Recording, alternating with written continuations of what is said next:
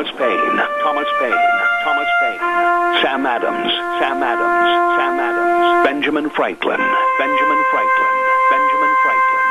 These men spoke up for what they thought was right. From their courage came such documents as the Declaration of Independence and the Constitution of the United States. From their willingness to speak what was sometimes unpopular but right, we enjoy such liberties as freedom of speech, the right to keep and bear arms, and freedom of religion. There are those who still wish to oppress our freedoms, and there are still patriots willing to stand up and defend life, liberty, and the pursuit of happiness. Men like Zeb Bell, who honor our founding fathers and what they stood for. It's now time for Zeb at the Ranch, speaking up and defending your freedoms. Brought to you by Magic Valley Les Schwab Tire Centers and all of the other great advertisers on the program. And now, Zeb Bell. Listen carefully to this. Allegedly from the mind of Vermont State Senator Mary Ann Carlson, a Democrat. Listen carefully. Quote, "We must be able to arrest people before they commit crimes. By registering guns and knowing who has them, we can do that. If they have guns, they are pretty likely to commit a crime." Oh, boy. Morning, everybody. Here comes Kate Smith and God Bless America, followed by a patriot with our Pledge of Allegiance. Call in. Good morning, good morning, good morning.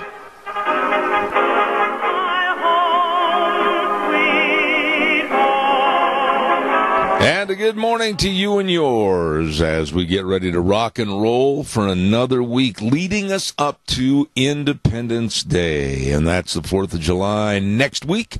Good morning, everybody. I'm Zeb Bell, Zeb at the Ranch with our major sponsor, your Magic Valley Les Schwab Tire Centers, all 7 locations serving you, along with some of our great advertisers, including Western Waste Services, always at your disposal. Call, get on the route service at 734-6969. Right now, let's go to the phone line and our Pledge of Allegiance. Good morning. Well, good morning, sir. Well, you are the man. I am this morning. All right, go for it. All right. I pledge allegiance to the flag of the United States of America and to the republic for which it stands, one nation, under God, indivisible, with liberty and justice for all. Very good. Very good. Very well done. Thank you, sir. And right now, ladies and gentlemen, the weather forecast to start off our week. I got a feeling it's going to be Sweat City today. K&R Rental, 256 South, 600 west of Hayburn. Oh, my. They open the doors at 7 in the morning till 5:30, Monday through Friday. On Saturday, 7 to 2, and they've got everything over there for you. And they're your Honda engine dealer. All the parts that you might need for wheel lines, etc., at K&R Rental. Tell you more in a minute. Right now, here's the weather. Today is going to be the hottest day that we're going to have for this week, and then it looks like it's going to be right around the low 80s as we get on into tomorrow. But we have to suffer through today first. Mostly sunny skies, slightly breezy, winds out of the southeast, right around 12 miles an hour. High of 95 tonight, low of 60. For Tuesday, sunny skies, but it is going to be windy out of the west, right around 20 miles an hour, high of 81 with an overnight low of 54. Sunny skies, winds dying down just a little bit for Wednesday, high of 81 with an overnight low of 53. Sunny and 81 for Thursday, winds dying down even more. And then for Friday, slightly breezy, sunny, and back up into the mid-80s. That's your weather for Zep at the Ranch. And I appreciate it, Gina. Brought to everybody by K&R Rental. Good folks. They've got everything from forklifts to lawnmowers over there. And I'll tell you what, they've been in business since 1979. All the experience to help you at K&R Rental, 256 South, 600 west of Hayburn. Good folks, 678-3122. Morning. I'm telling you, it was just the hardest day yet this year to get out of bed this morning, and after a great weekend, fantastic weekend, but we were busy on Saturday morning. We zipped out of here at about 5 o'clock, ran up to Meridian, went to a roping, and then turned around and came right back. And then yesterday spent a great day over at my daughter's. Oh, my goodness sakes, I'll tell you what. Fantastic weather, and it's going to be hot, hot, hot today. Daryl's Cleaners, don't forget our dear friends Kevin and Cindy, the whole crew. And spring cleaning is past, and if you haven't done that yet, you better do so. Take in all the stuff that you need for the cold weather and get it clean now so that it's ready for you come next fall. That's right. And by the way, they can do all the washing for you too. Wash, dry, fold, and iron all your clothes in case you're so busy you can't do it at Daryl's Cleaners, 1223 Albion Avenue in Burley. You stop in and see those good folks today. Oh, my goodness sakes, calls are welcome and appreciated. 436-2244, 1-866-927-4587. I had, when I was sent that notice about Vermont State Senator Mary Ann Carlson, and again, I'll use the term allegedly on there, making such a absolutely stupid statement. Did you really listen to that closely? We, meaning all the other leftist liberals, must be able to arrest people before they commit crimes. What? What kind of a fascist nation is that going to be? Holy cow. And then she says, by registering guns and knowing who has them. We can do that. If they have guns, they're pretty likely to commit a crime. Marianne. Yeah, I don't even know how to respond to you in your own uneducated way. I've had guns since I was 14 years of age. 14 years of age. I have never been arrested for any kind of a crime, and I really take great offense at this egotistic, arrogant attitude that the left, well, we know that if you have a gun, you're pretty likely to commit a crime. That is an insane, stupid statement. Caller, I'll be right there, I promise. Stay with me. I want to tell everybody about Ramsey Heating and Electric at 2600 Overland Avenue in Burley. My goodness sakes, yes, sirree, Bob. They get there early in the morning, open the doors, and they're there. And right now is the time, you heard the weather forecast. It's going to be hot, hot, hot.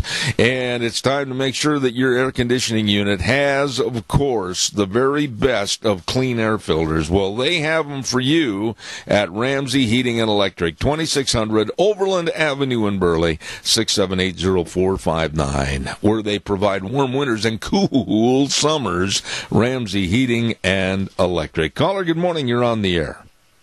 Good morning, sir. Yeah, buddy. Hey, yeah, if they think gun owners, anybody that owns a gun is going to commit a crime, then there should be a law against lying to the American people, so any politician should be guilty of it because that's what they do.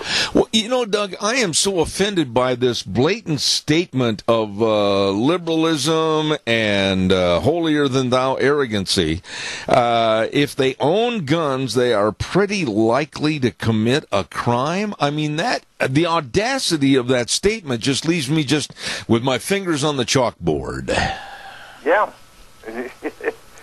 Yeah, it's unreal. But I also feel, too, that when you become elected, or before you even run for a public office, you ought to have an IQ test so we can know what your IQ is. Oh, my Doug, you can't do that. You can't do that. Nobody would be there to fill the seats. Very, very true. Yeah. No. Another thing got me this weekend is where the Democrats in last week where they, all these cuts to Medicare, all these cuts to Medicare. Yeah, Medicaid, that's right, Medicaid. Well, I love it the way a politician can turn the truth into a lie. Yeah.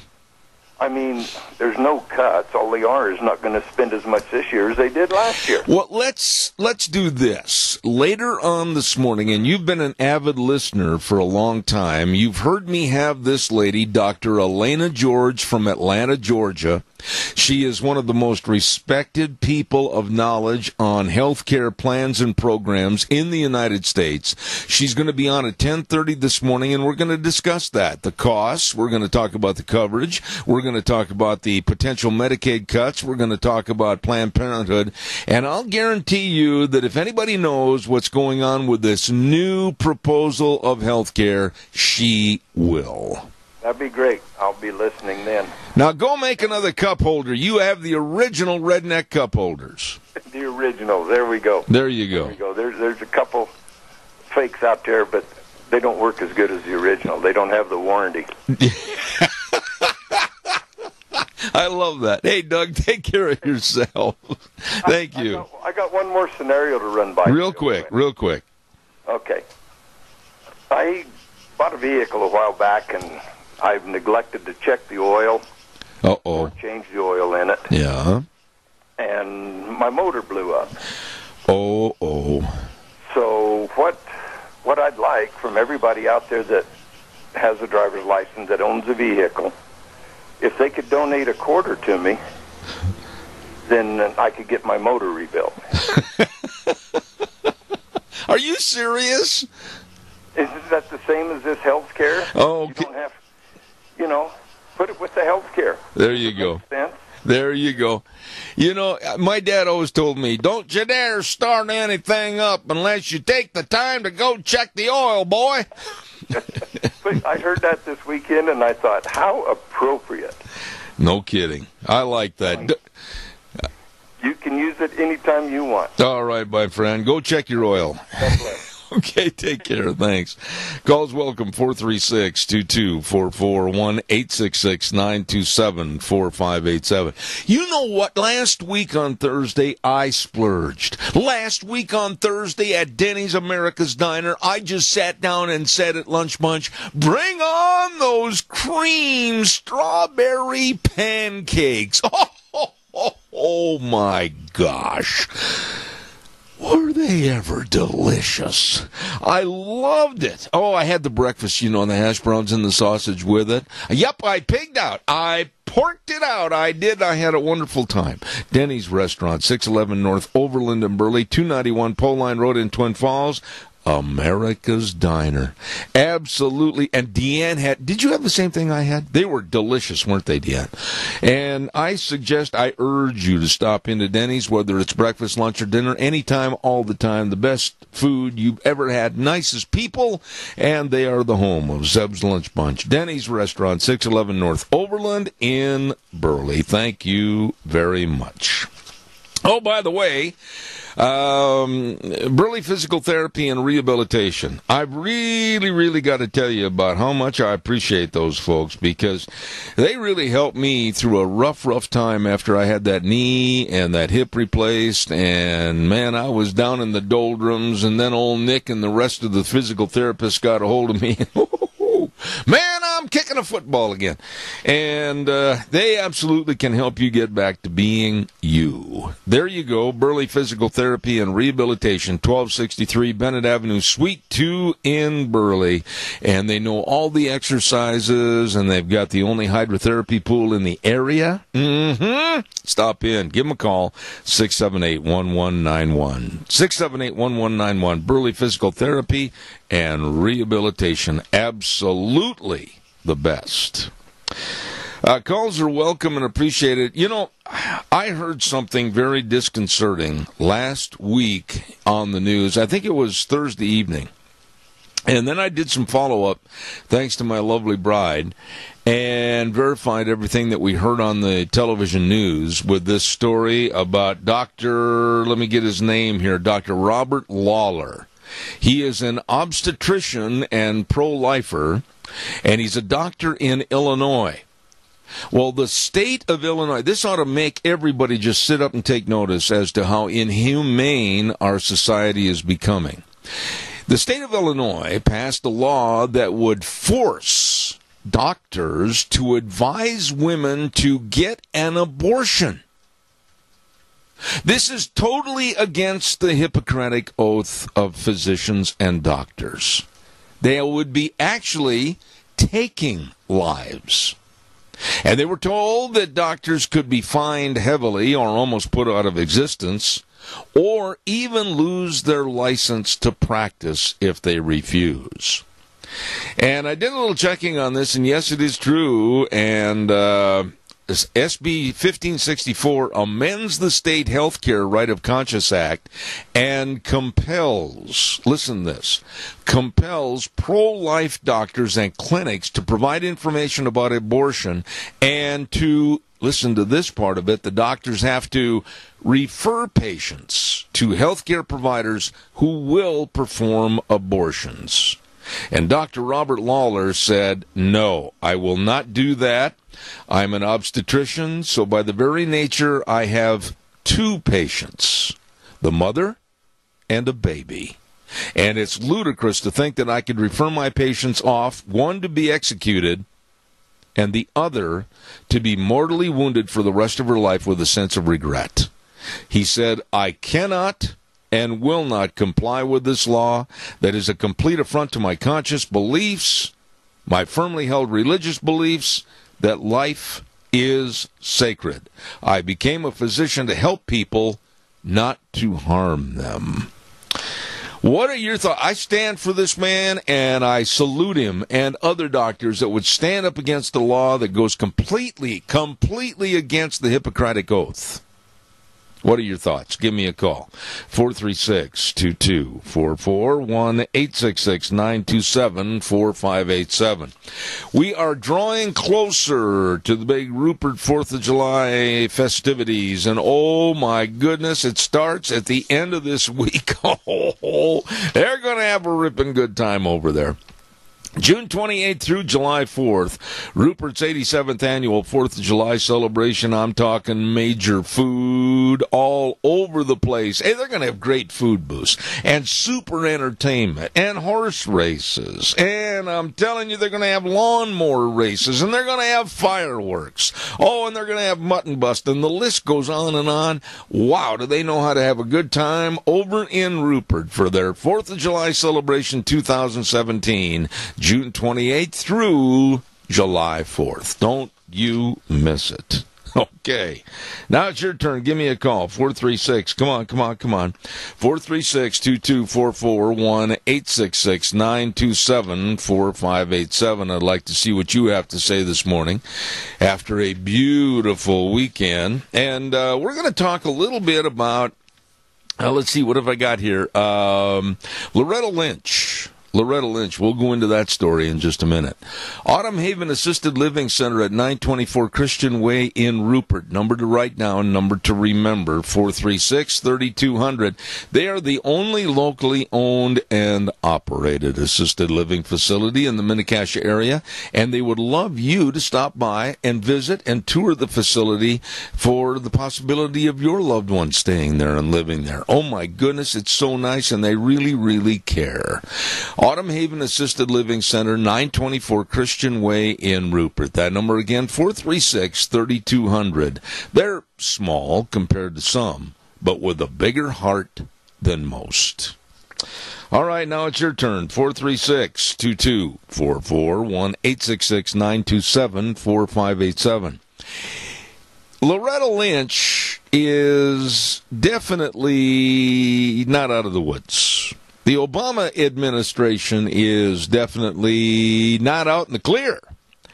And it looks like there very well may be a Senate investigation of Loretta Lynch and her illegalities, with especially Wild Bill Clinton and with Obama himself, as far as what they knew, what they did, how they did it, what they didn't know. And rumors are coming out and turning into basic facts that Obama knew of the Russian possible hacking long before the last election. And his administration did nothing. Nothing. And then Loretta Lynch meeting with Wild Bill Clinton on the tarmac in another airplane at Phoenix, Arizona, and all they discussed was grandkids? You believe that? I've got a big, huge bridge in the Phoenix area that covers a vast river. Yeah, right. And so now, little by little, things are starting to come out. Caller, good morning. You're on the air. Thank you for your call. Appreciate it. Go ahead. Well, good morning, and it's good to hear your fine voice again. Well, Sunshine Superman, how are you?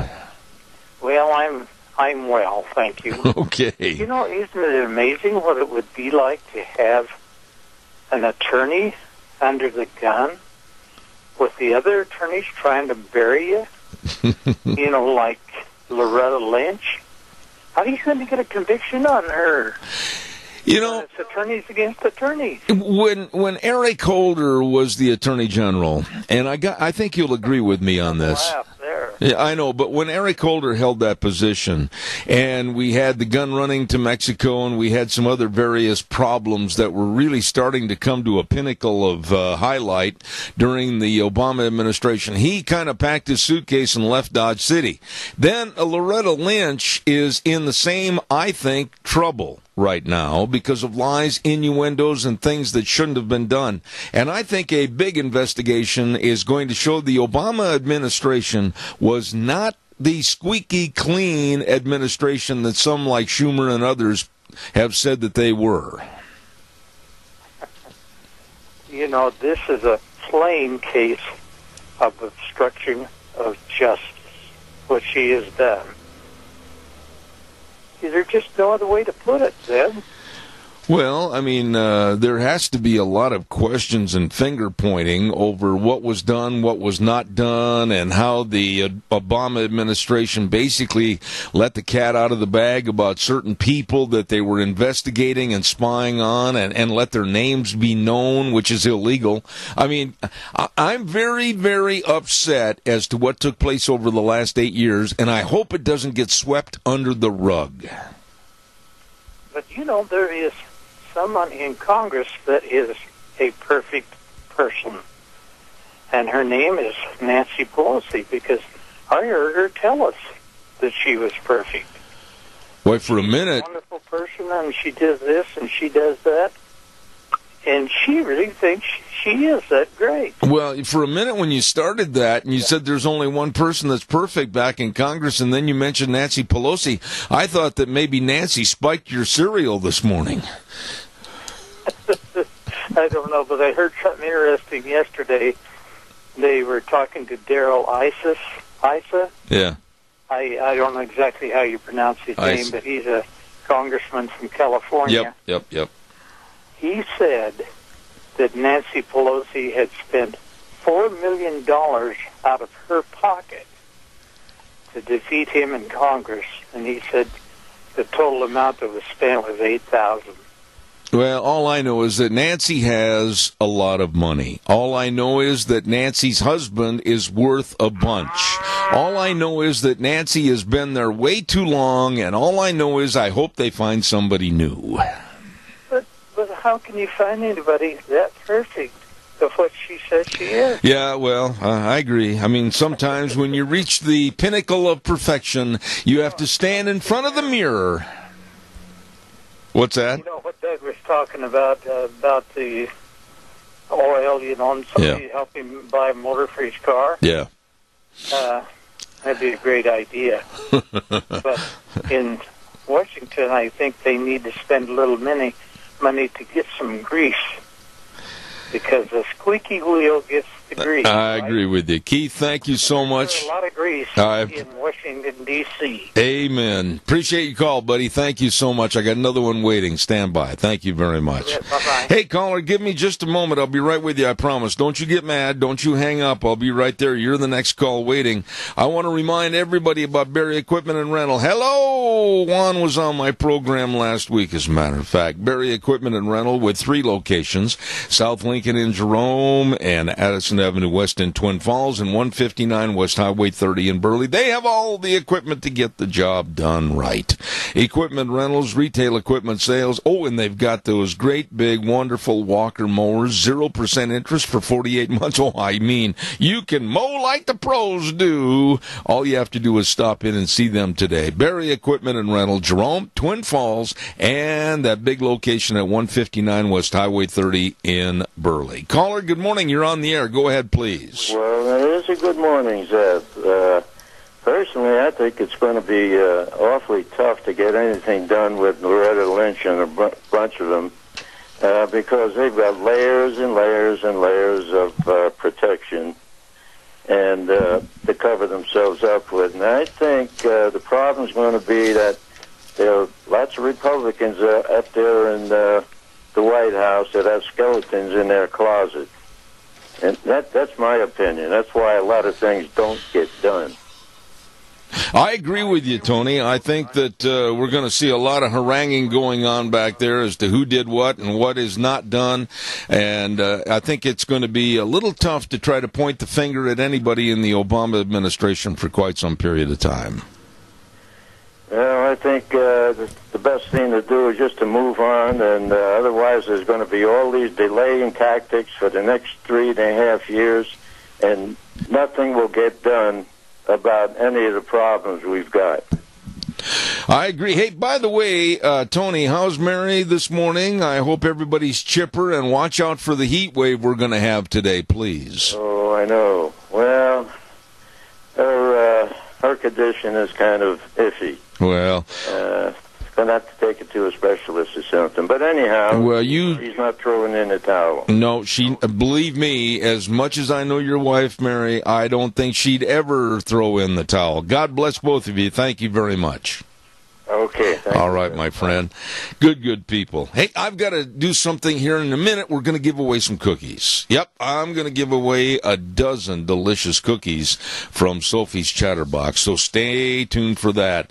Right now, I want to remind you about Mount Harrison Audiology and Hearing Aids. Oh, my. They're right across from the Minidoka Hospital emergency room, and the lovely Dr. Christine Pickup can help you. And when I say that, I mean that, because I had a little trouble with my right ear and diminished hearing, and believe me, I went over and took that hearing screening test, and oh, did she give me some great advice and help my hearing. So there you go. The only locally owned and independent hearing healthcare practice in southern Idaho, Mount Harrison Audiology and Hearing Aids. 312-0957. That number again, 312-0957. You give her a call today. All right, now, we're going to give away a dozen cookies. I know you're excited about that. And here's the deal. It is for first-time winners only. Don't you cheat. Don't you cheat. And the number to call, 436-2244. And here's an easy question from Sophie's Chatterbox, 530 East Street in Rupert. Great bakery, great restaurant right on the square. On the old, and I mean really old, Lawrence Welk musical TV show, who was the number one accordion player? Who was the number one accordion player on the old Lawrence Welk TV show? And he made quite a name for himself. He did a lot of... During the hiatus between the taping of the show, he'd go out and put on a lot of concerts and go around to county fairs and everything. But who was the guy? What was his name on the old Lawrence Welk TV show? You know, the champagne music makers and the bubble machine and the 1 and a 2 and who was the guy that played the accordion? The number one accordion player on the old Lawrence Welk TV show. Give me a call, and you, if you're a first-time winner, can be the winner of the cookies from Sophie's Chatterbox, 530 East Street in Rupert. Come on. Give me a call real fast. All right, caller, you're on the air. Go ahead. Hello? Yes, go ahead, please. Hell no, that'd be Lawrence Welk himself. No. Myron Florian. Oh, who are you? Bill Martin. Bill Martin, is that right? Yeah. Oh, Bill, I got to tell you something. You know, I like the way you answered that somewhat, because if you look at the guy that was signing the paychecks to all the musicians, yeah, I guess you could say Lawrence Welk, but he was not the number one. He always played the accordion somewhat, but Myron Florin was fantastic. You are right. All you have to do is call over to Sophie's Chatterbox. Tell them when you're going to be there to pick up your cookies. You're the winner. Thank you very much. Okay. All right, thank you. Myron Florin. And now Lawrence would always say, a 1 and a 2 and a 3, and here's Myron. Yeah. anyhow, yeah, and he's right. Lawrence Welk did play the accordion, but, he's the boss, and he's got all these other entertainers, and Myron was very well known for his accordion playing ability. I will be very honest here. My mom and dad, thanks to, and I mean this in kind of I'm not happy about it, wasn't happy about it. My mom and dad, when they used to watch that Lawrence Welk musical show every week religiously, and they wanted me to learn how to play an instrument. I hated to do that kind of thing. And my mother, I never will forget it, one day she said, your dad and I are going to give you accordion lessons. That was like the ceiling had just come down on my head. I was more interested naturally in baseball and everything else, summer activities. And mom came in and said, your dad and I are going to make you take accordion lessons. Now, I was a chubby little rascal, and it's inhumane to make chubby little rascals learn how to play an accordion when you might close that son of a gun on your big old belly. And so it didn't last long. I was so inept and so terrible that pretty soon they gave up on me. It was all part of my plan. I hated it. And then they tried the trumpet. That didn't work so good either. And then Mom had this great idea that I should learn how to try to play the piano. That lasted a week. And then they said, how about the guitar? And I took guitar lessons for about 6 months, and I think today, if forced to remember, I could play about maybe 3 different chords. That's it. Anyhow, I am not a musician at all. Calls welcome, 436-2244, 1-866-927-4587. Hey, don't forget on Thursdays, Tony McCammon, University of Idaho, with It's Time to Grow at 9:15 on Thursdays. Absolutely excellent man, knows all about trees and ferns and fernology and everything else. And don't forget, It's Time to Grow on Thursdays with Tony McCammon, and he is the University of Idaho horticulturalist. Calls are welcome, 436-2244, 1-866-927-4587. Holy cow! Did you hear that CNN is going to try something new with their news? You know what it is? I'm not kidding you. They're going to verify if it really is honest. Oh! Be still my beating heart. Yeah, they have issued statements to the news department heads that they are to now verify news stories. And this is a great and novel idea. Why do you suppose? In journalism? Why, CNN, MSNBC, CBS, ABC, and NBC, they might start really checking to see if the news is factual? Oh, my goodness. This could turn journalism upside down. Just think about it. Fact-checking and verification in the news? What a novel idea. 436-2244, 1-866-927-4587. Hey, while I'm waiting for your call, Wheels, how about a good word from the Silver State Stampede? Let me hear it, buddy. Nevada's oldest rodeo. The Silver State Stampede roars into Elko July 13th, 14th, and 15th for family entertainment at its best. This PRCA rodeo brings you the thrill of professional riders going head-to-head in one of the world's toughest sports, rodeo. The action kicks off Thursday with the annual kickoff party featuring mutton busting, Old West bronc riding, tri-tip dinner for just $10, and an extra dose of the world-famous Ring of Fear. Head into Friday and Saturday for PRCA rodeo action with the award-winning Wild Child Rodeo Clown and dance the night away with the Jeff Palmer Band. So gather your friends and get your tickets today for the 2017 Silver State Stampede, July 13th through the 15th. And don't forget to wear your pink for tough enough to wear pink night on Saturday. Family entertainment at its best with the 2017 Silver State Stampede at the Elko County Fairgrounds. You'll pay for the whole seat, but you'll only need the edge. Yes, all the many, many years I went down to announce that great rodeo, and I'll tell you what, super nice people and a great time to be had by all. Calls are welcome, 436. Come on, don't leave me hanging on a Monday morning, and especially this Monday morning where I could just very easily lean my head against the microphone and go to sleep. Calls welcome, please, 436-2244, 1-866-927-4587. Other stories in the news, Supreme Court Justice Kennedy may tender his resignation today or very soon or whenever. And the left, the liberals, the Democrats, why they're just absolutely sweating profusely, worrying about this and wondering and worrying what and whom Donald Trump may put in for a nominee. They see that they're losing their grip. They see that they're losing their power.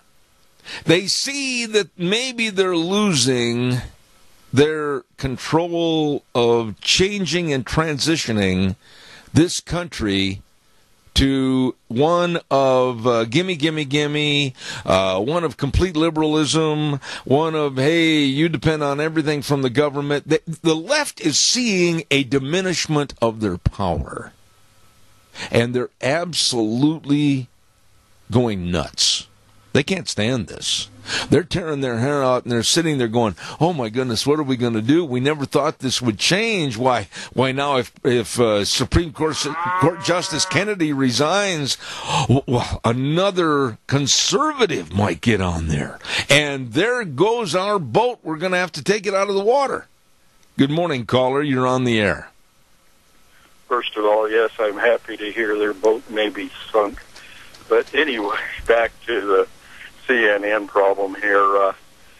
Isn't it just further proof that they will do anything, including give up a high spot on the ranking in order to stay liberal? Because all they would have to do is have one conservative idea, one host for 1/2 hour, 1 hour, and their rankings would go up.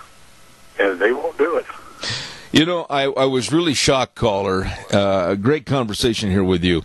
I was really shocked that Chuck Schumer, of all people, this weekend said on the Sunday news reports that maybe it's time to stop blaming others and blame us for our loss in the last election. Now, I've had a heart attack about 2 years ago. I almost had another one when I heard Schumer say something like that.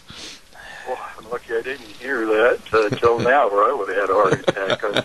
I'm bearing up right now. I'm going to be all right, but that would have killed me. Yep. I can't believe Chucky would do that.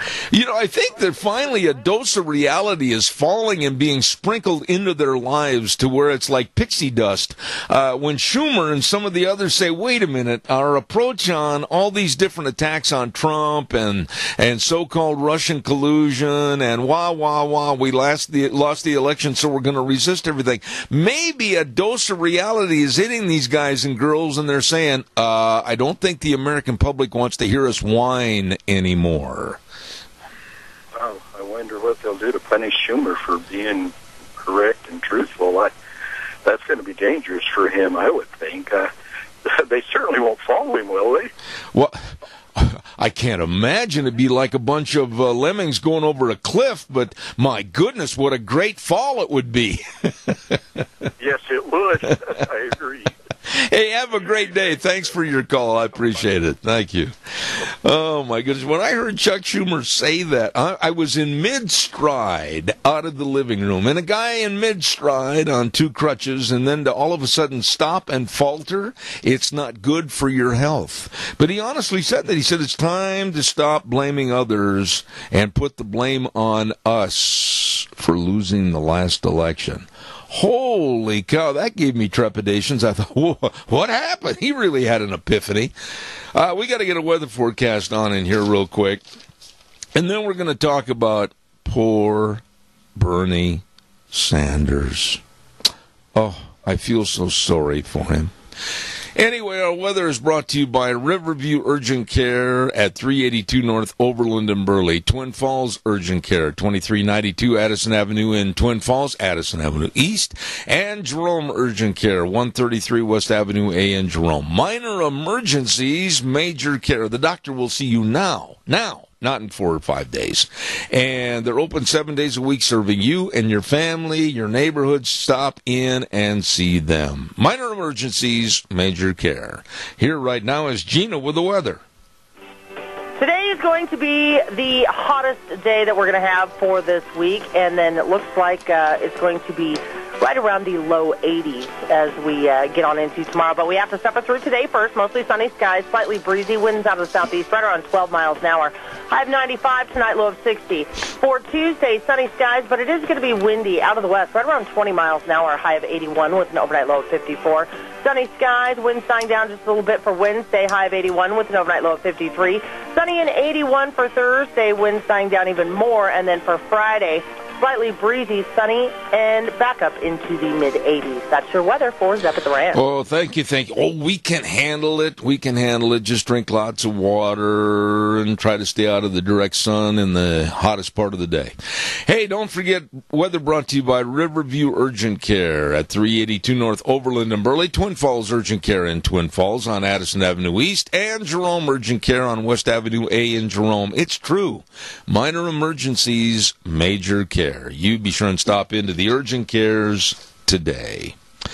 All right, give me a call, 436-2244, 1-866-927-4587. This story about Bernie Sanders and his wife is developing. And Bernie and his bride of many years, they may be in a heap of trouble. It looks like, and I'm going to give kind of an alleged to this story because not all the facts and figures are in yet, but it looks like, allegedly, they took out a loan for a lot of big money during the campaign.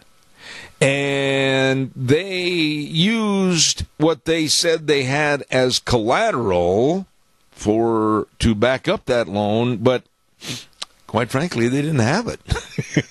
So they took the loan under false pretenses, and it looks like if this thing all comes to a head, a big boil, that maybe Bernie and his wife, Bernie might look more askew with his hair than he has before. So they may be in a lot of trouble, Bernie Sanders and his wife. Another story that it just sickens me.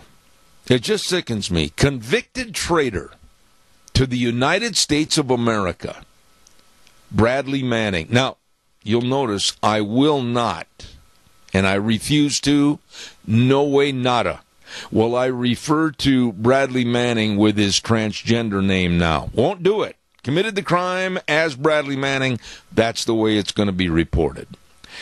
Convicted traitor to the United States and released way too soon by Obama, he was actually cheered in the gay pride parade the other day in New York. Cheered. Here is a guy that was a convicted traitor to the United States, and quite frankly, in my opinion, they should have upheld some of the court cases they had years ago. Tried, found guilty, a traitor, shot. But he was cheered by the gay and lesbian and transgenders in the gay pride parade in New York. And it just sickens me to think that someone that is a traitor to our country is cheered. How pathetic. All right, give me a call, 436-2244, 1-866-927-4587. Some of the great businesses that are supporting the Rupert 4th of July celebration say, come on over to Rupert. We're going to have a ripping good time this year. Include Magic Valley Carpet at 613 D Street in Rupert. Oh, my goodness, all your flooring needs, carpet, hardwood, vinyl, laminates, tile. Oh, my goodness, they have all the professional installation with over 36 years of experience. They really have some dandy good stuff for you at Magic Valley Carpet, and they wish you a very safe 4th of July. Along with Haskin Insurance Services. And they're located at 629 Fremont Street in Rupert. Number to call, 436-4141. I mean, Mike and Dustin, Don and Terry are all there to serve you with over 50 years of combined experience. Oh, my goodness, yes. All your home, auto, farm, life, or health insurance needs are right there at Haskin Insurance Service, 629 Fremont Street in Rupert. There you go. All right, come on, callers. Give me a jingle, 436-2244, 1-866-927-4587. I'd like to hear what you have to say. Let's see. As I mentioned earlier this morning, Dr. Elena George is going to be on at 10:30 this morning from Atlanta, Georgia, and we're going to discuss the new health care bill. The changes, the reported coverage changes, who's going to be covered, who might lose insurance, the good, bad, and different, and the cost effectiveness, everything. The coverage, maybe the cuts to Medicaid, and hopefully cuts to Planned Parenthood. We're going to see what happens here, so give us a call. Government computers. Listen to this. Government computers in Ohio and New York and other locations were hacked by ISIS. And they left some pretty chilling messages on the computers. And one of them was in Ohio Governor Kasich's website. He received a message that stated from ISIS that you will be held accountable, Trump. You and all your people for every drop of blood flowing in Muslim countries. That was hacked into computers in Ohio with Governor Kasich and New York and other places. And kind of a scary feeling to know that ISIS is hacking into various computers and giving these warning messages. And we'll see what the response is going to be from the Trump administration to ISIS and what they will do. And I've got a picture of how they hacked in, and very, very scary and sinister drawing at the top of the page. And it says here the state of Ohio IT staff are working to restore the computer systems that were impacted today. All affected servers have been taken offline, and they are investigating how these hackers were able to deface these websites. And they are also working with law enforcement to better understand what happened. I hope. Don't forget your Magic Valley Les Schwab Tire Centers. Oh, my goodness, 7 of the best. I mean, they really care. And they really provide the best in service to you. They've got all your tires. I know a lot of you are making plans for vacations. Maybe you're leaving this weekend and going to be gone for 5-6 days to celebrate Independence Day. Going to Aunt Martha and Uncle Fred's, or going down to see Aunt Bill and Mary, whatever the case might be. They've got all your tires for your pickup and your SUVs, your passenger cars, and let me tell you something. They know the best of tread designs and the best of tires for your driving needs, because doing the right thing matters to them. And they've got the best in brake service with highly trained technicians. Of course, the very best of course, front end alignment, shocks and struts, and batteries. I left my lights on Saturday morning and almost lost my battery, so please don't do that. Save your battery. And, of course, all you have to do is stop in and see Lane and Rupert, Dave on Blue Lakes and Twin, Mike and Buell, Mike and Jerome, the Twist family in Paul, Daniel on Poline in Twin Falls, and my buddy Randy on Overland in Burley. Yup, the best. Your Magic Valley Les Schwab Tire Centers. They are good. Let me give you a little rundown as to what we're going to do the rest of the morning. 9:15 next hour, we got lovely Vicky with Vicky's Country Garden. I always look forward to having her on the air. Then at 9:30, we've got Dr. Herb London, and he's going to be talking about the mess with Syria and connected to Russia and our involvement shooting down one of the jet fighters over there. And then at 10:06, we got Megan Barth coming on the air about some of the people that are involved in this administration that really are doing more to hurt Trump than they are to help him. We're going to talk about that. And then, as I said, at 10:30 this morning, we've got the great doctor, Elena George from Atlanta, Georgia. She has been on my program many, many times, and I look forward to her very honest approach to how good or bad this new health care bill is going to be. Take a break. CBS News coming up. I'll be back in 7. Wheels, play the music, boy. Play the music. Hot, hot, hot, hot, hot, hot, hot. It's going to be hot outside today. Be careful. Hydrate, drink a lot of water, pour water over you, jump in the water, whatever. I don't care. Hey, I'm Zeb at the Ranch, Zeb Bell, with your major sponsor to this program, super nice people, with your Magic Valley, Les Schwab Tire Centers, all 7 locations serving you, along with some of our great advertisers like Western Waste Services. From the canyons of the Snake River and all across southern Idaho, we're always at your disposal. Western Waste Services, we care about our community, our resources, and this great land. Western Waste Services is landing ahead, always at your disposal. Western Waste Services. Oh, you got a big wedding coming up, and you've got maybe a family reunion or a class reunion or a special outdoor concert or something. You got all the chairs set up. You got all the food tables set up. Oh, no, you forgot potties for your party. Yeah, you got to call Western Waste and get the porta potties. Oh, boy, yeah, that's critical. Be sure and call them today at 734-6969. Western Waste Services, always at your disposal with potties for your party. Give them a call today, 734-6969, Western Waste Services. Absolutely. You know, we got a lot of things cooking here. In a few minutes, we're going to have the lovely Miss Vicky on the program with Vicky's Country Garden. The Rupert 4th of July Committee says come on over June 28th all the way through the 4th of July for all the festivities. My goodness sakes, they're going to be starting on the 28th. A couple of days.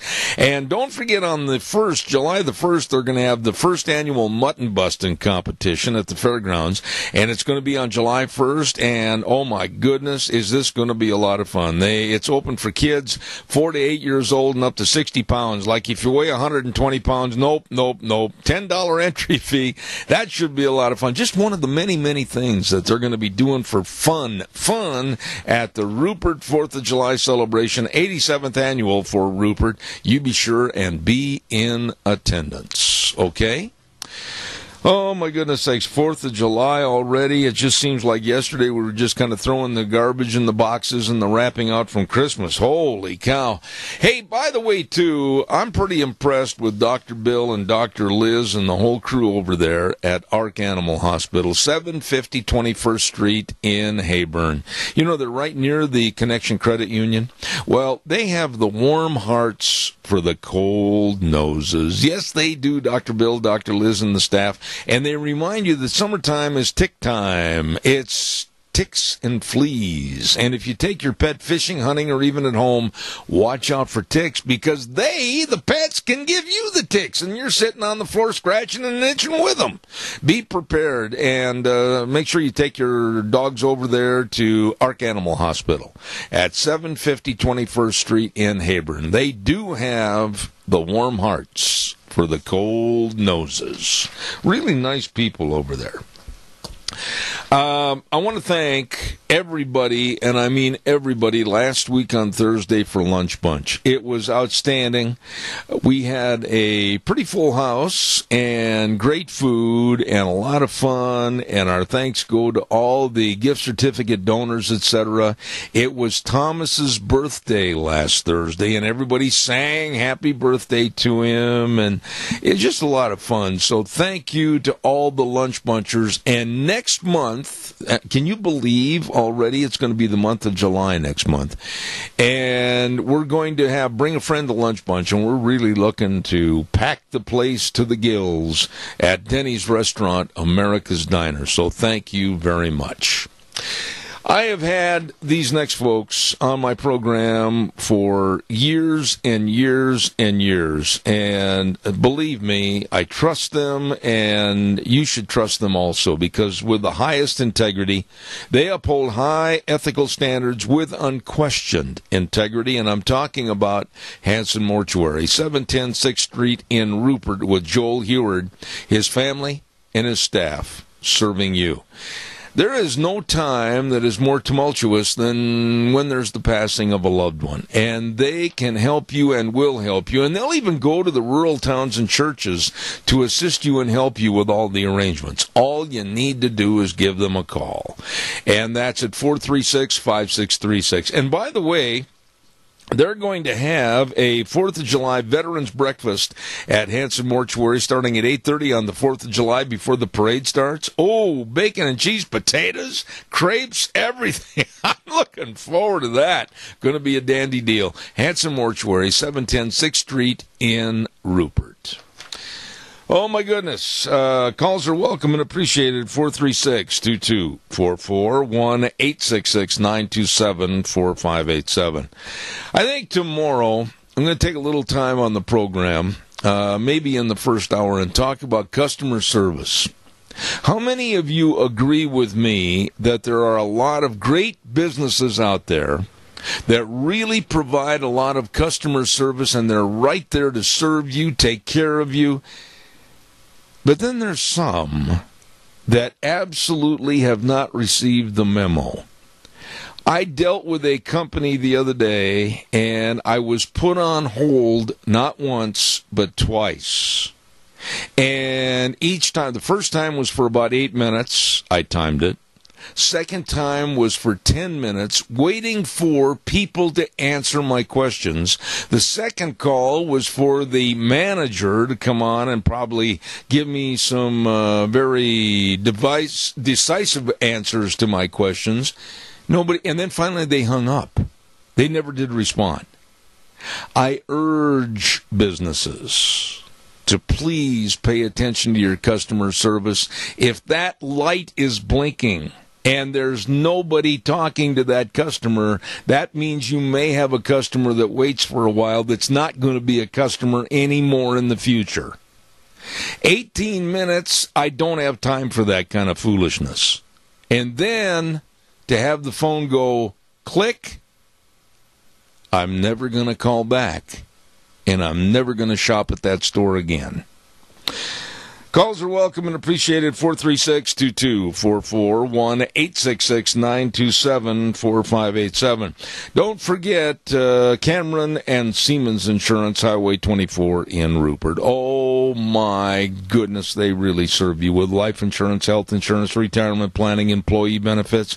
They are dedicated and responsive to your needs. All you have to do is call, make an appointment. 436-4424. That number again, 436-4424. Cameron and Siemens Insurance, Highway 24 in Rupert. And real quick, before we get the lovely Miss Vicky on the program, I want to remind you about Let's Ride. Hey, with the hot temperatures, get the watercraft. Go to the lake, go to the river, have some fun. Let's Ride, 270 Highway 24 between Rupert and the World. They're open Monday through Friday, 9 to 6, Saturdays, 9 to 4. All the watercraft, oh my goodness, all the four-wheelers and the side-by-sides. Great accessory department and a service department. Absolutely. Very polite, very thorough. You be sure and stop over today. Let's Ride in Rupert, absolutely where the fun is sold. Really good, folks. Well, right now, It is time to go to the phone line, and we have a lovely, lovely lady on the air that just absolutely can serve you with all your gardening and your yard needs, beautification of your yard. The lovely Miss Vicky at Vicky's Country Gardens, 185 South, 600 West of Paul. How you doing, Miss Vicky? Is she there, Wheels? Where's Wheels? Give me 1 second, sir. No, it's seconds over. Get her on the air, buddy. Thank you. All right. All right, we're waiting for the lovely Miss Vicky at Vicky's Country Gardens.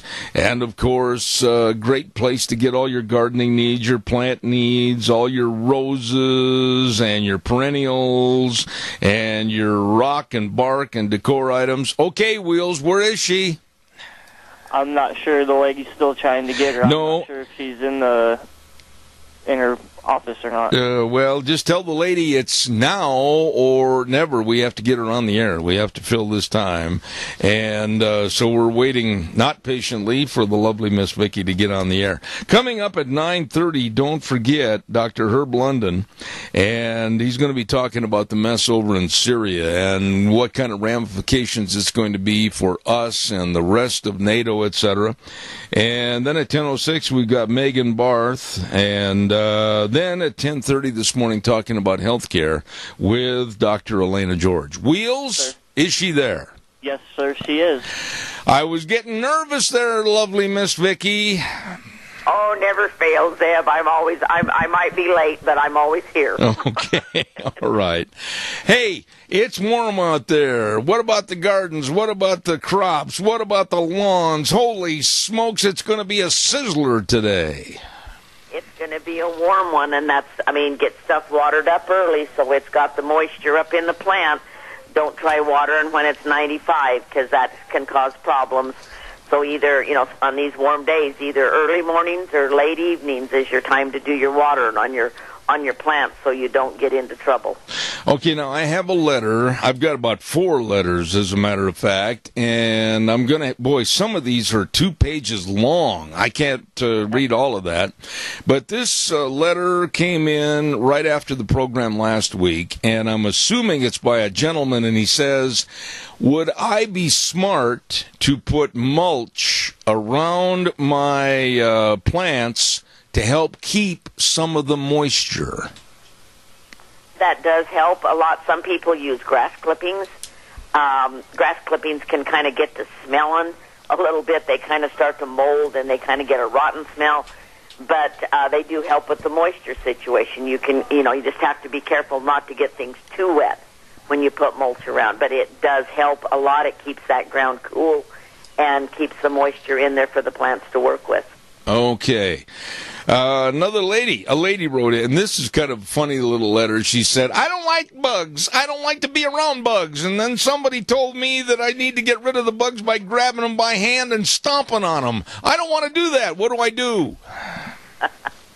Well, that's why there's sprays and granules out, so you don't have to grab them by hand and stomp on them. Some of them, it's pretty hard to grab an aphid by hand and stomp on it because they're pretty tiny. You can't hardly see them. And that's what we're starting to get into right now. But we have got these ungodly large green worms. We had a lot of the hummingbird moths flying this spring. I don't know why, but they were thick here about a month ago or so.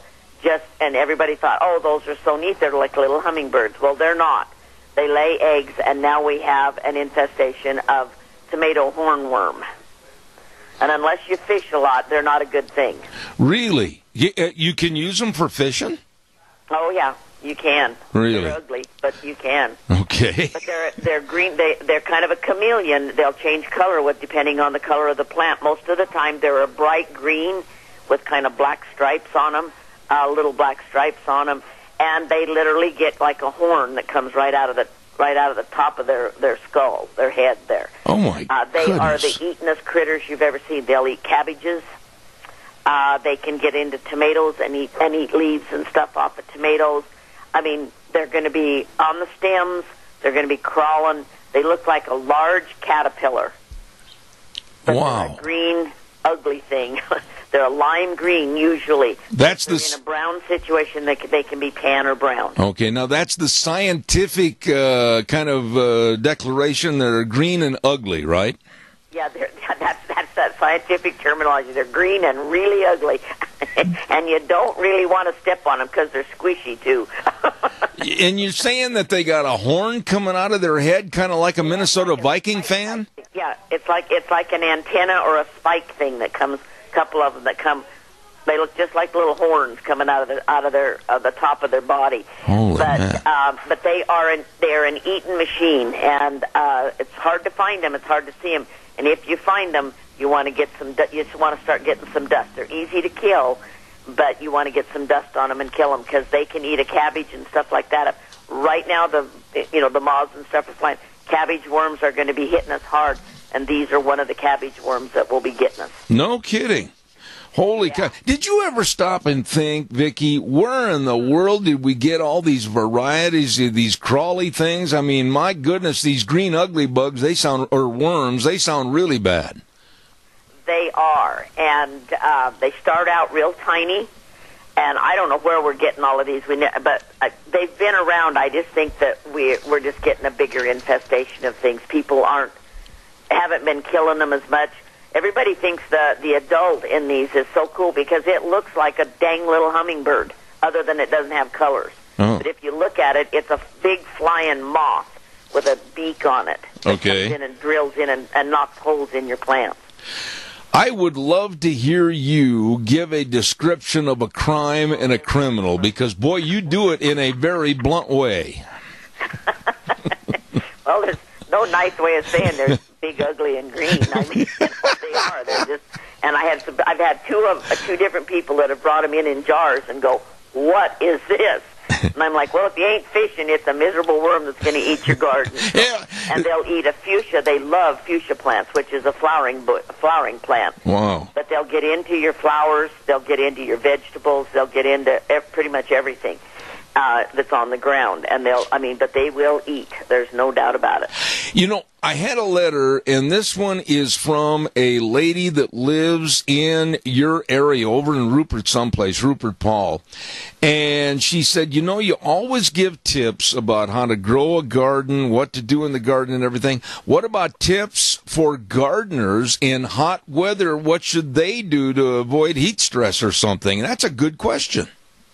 That is a very good question, and again, it goes right back to that simple fact of get out early when it's cool, get your watering and your hoeing and that kind of thing done while it's cool, late in the evenings, early mornings.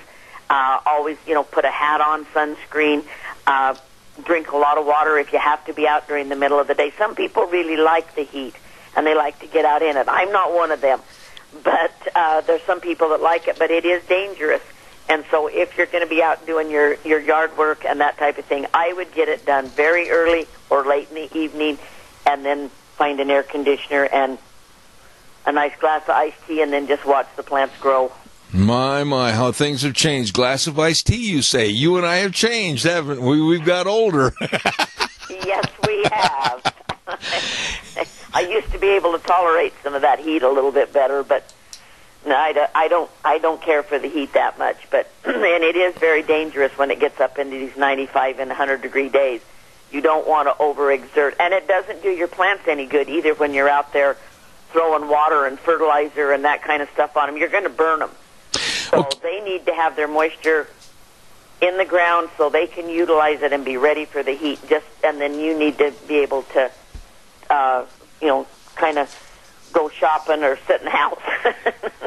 Let me ask you this, and this is a question. A lady wrote a letter, and it's a long, long letter, but she said, I have a garden, and I also have a lot of potted plants in my house in the windows. Should I move them out of the windows where they're in direct sunlight every day? It depends on the plant. Some plants really, they enjoy that that sun as long as it's not a sun that's going to burn leaves. If it's a fragile plant, if it's an east-facing window, you're fine because that's again that early morning sun situation. It's not a hot sun coming through that window. If it's on the west side, you might want to back them up just a little bit, so that, because as we know, glass can radiate heat pretty heavy onto things, and so. But it kind of depends on which window, south facing, west facing. Those are going to be your hotter sides. And unless it's like a cactus or a succulent, I would move it back a little bit.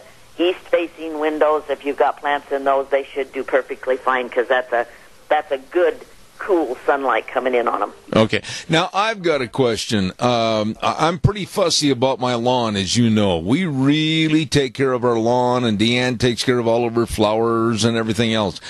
In certain spots on the lawn in the last 10 days, we've noticed brown areas start up, and they're probably maybe 3 feet by 4 feet, and then all of a sudden we've just poured the water to it, and some of it's starting to come back. What's causing these areas of brown?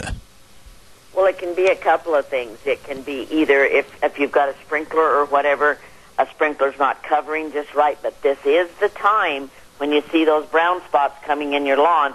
It can be the beginning of a sod webworm problem. Oh. And that's when you want to go out and test the grass and go out and look at the grass, reach down, take a hold of that brown grass, and pull on it.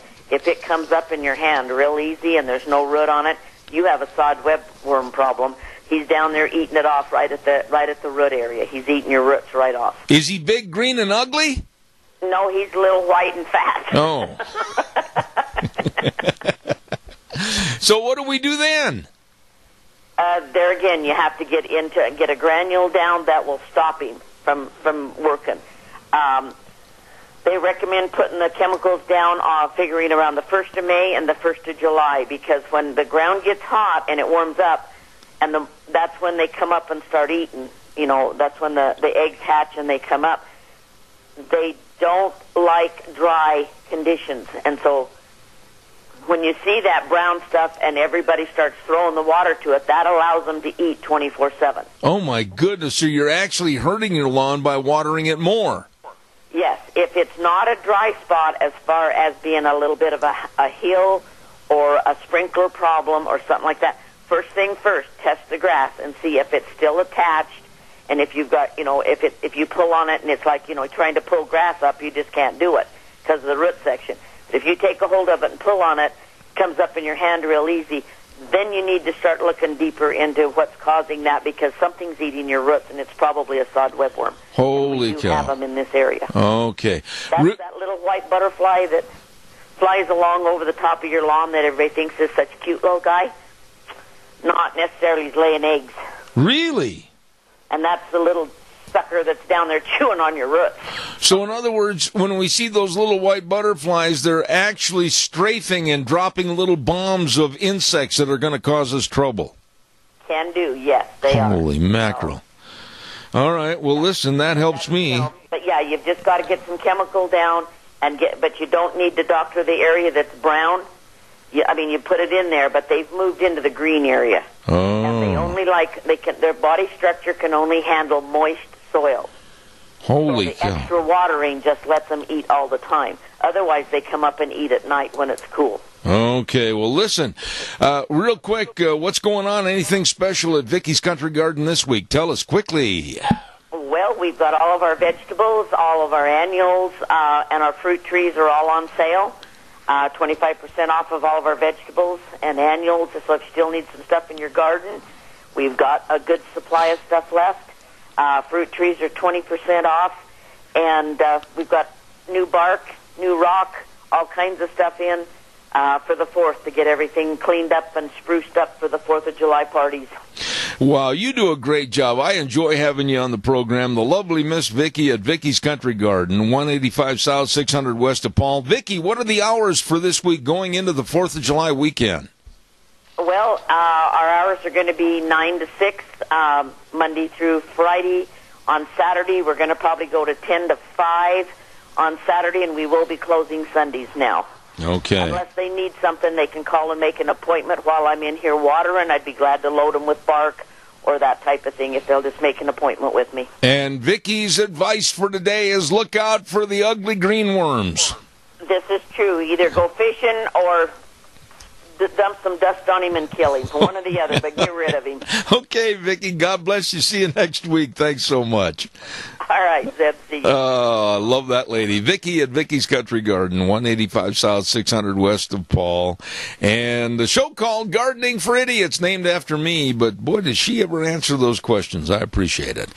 Okay, where are we at? Okay, Autumn Haven. I've got to tell you about some really good folks. Oh, my. They've been on our program now for, well, over a couple of months. Autumn Haven Assisted Living Center. And they're at 924 Christian Way in Rupert. And the number to call, 436-3200. And they make every effort to make Autumn Haven the best place for your loved one. And they urge the public to come by and check out the facility anytime for tours. And they're the only locally owned and operated assisted living facility in the Mini-Cassia area. They really care. All you have to do is, like I said, call or stop in. Autumn Haven Assisted Living Center, 924 Christian Way in Rupert. That number again, 436-3200. They're small compared to some, but with a bigger heart than most. Right now, let's go to the phone line, and I'm looking forward to this conversation because right now we've got a lot of things to worry about in this old world, and we say good morning to the president of the London Center for Policy Research and the author of a new book called Leading from Behind, the Obama Doctrine and the U.S. Retreat from International Affairs. Good morning, Dr. Herb London. Sir, how are you? Well, good morning to you. Nice to hear your voice. Herb, I hope you don't mind if I call you Herb. I'm kind of informal on this program. Is that all right? Of course.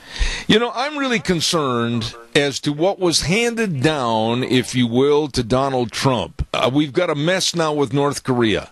We've got a mess now with the Middle East, Syria, and also Iran.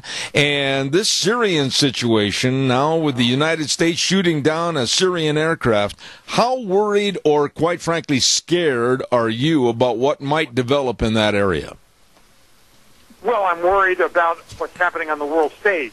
I think there are great tensions, as you pointed out. But a lot of it is due to the fact that you had a president in the past who simply refused to give any serious consideration to international affairs. The foreign policy of the Obama administration was neither foreign nor policy. It was based on the simple proposition that history is moving in our direction, and all you have to do is sit back and you could lead from behind. Talk about another oxymoron. It just didn't make any sense, and now when this vacuum is created with the precipitous withdrawal of American troops from the Middle East, we are now facing a crisis. And that crisis has been brought about because there is no such thing as a vacuum in nature and no such thing as a vacuum in international affairs. That vacuum will be filled, and very often filled by rather unpleasant actors. And that's where we see ourselves at the moment. What has happened in Syria is interesting. President Erdogan of Turkey was asked, how are we going to resolve the issues in Syria? And he said, we have to sit down and negotiate. And he said, at the negotiating table, we need the Russians, we need the Iranians, we need Hezbollah, we need Turkey. And someone said, what about the United States? He said, the United States is irrelevant. Well, Donald Trump has made the United States relevant again. Our planes are now providing air cover for the Free Syrian Army and for the Kurds that are fighting in behalf of American interests. So I do think that things are changing for the better. Herb, let me ask you this question, and I'm going to play devil's advocate a little bit, so bear with me. What about the concept and the thinking that a lot of people have in this country today? Let's just get the heck out of Dodge City, meaning the Middle East, get out of there altogether, leave Afghanistan, leave anything with Syria, leave anything, and let's just get out of there and let those people that have been fighting for thousands of years continue to fight and kill themselves. What about that thought? Well, look, I'm not unsympathetic to that position. However, the pathologies of the Middle East, and they've existed for 1,000 years, unquestionably have a bearing on the present. When you think about San Bernardino, and you think about the events that have occurred in the Boston Marathon and New York City, with, of course, 9/11, and you think about what happened in Orlando, the war has come to our shores. You may think that the swamp is out there in the Middle East. The swamp has now flowed across the United States. We are living with the horrors of this Middle East problem. You see it all over Europe, and now you've seen it in the United States. When Americans die, there's no doubt that it's very much related to this radical ideology that the Muslims have introduced. That ideology clearly has its home in the Middle East. So one might say, well, look, let's avert our gaze. We don't have to worry about this problem. We're insulated with two oceans. Well, that might have been true in the 19th century. It is not true today. People enter our borders. They enter our porous border in the south. They enter our porous border in the north, and they represent very serious problems. The FBI will tell you there are 1,000 cells in the United States at the moment made up of people who are radical Islamists who want to cause harm to Americans. Again, think about that. And if you're thinking about it, then you realize that we have a role in the Middle East whether we want to play it or not. Absolutely. Now, let me ask you this, and I've got to say I've got a little feedback problem here, if you will. I've got to say that I'm a little confused and contorted about what's going on with Assad, what's going on with Syria, how they're fighting ISIS. We would like to see the total demise of ISIS, but we're shooting down Syrian planes. I mean, bring this thing into perspective for me, would you please? Well, I'll try. I mean, it's a very complicated business because what you have in Syria is a country, if you can call it a country, that is divided. It's divided among the Sunni, the Shia, and the Alawites. The Alawites control the area where Assad is in power, and he is supported by the Russians because they won an aircraft carrier base in Tartus and an air base in Latakia. They've been able to achieve both with very little investment of either manpower or money. And as a consequence, Putin has played his hand very effectively, in part because Obama has allowed this to occur. When the poison gas imbroglio occurred, what did Obama say to Putin? Look, you go in, try to settle this problem for us, because we're not going to bring in our planes. Again, one of the problems that you have here is Russians have now created an alliance with Hezbollah and Iran.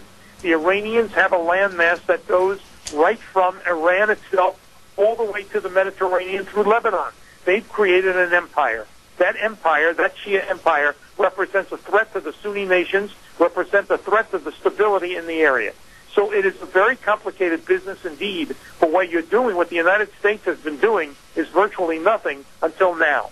Now we have some sort of air cover that the United States is providing.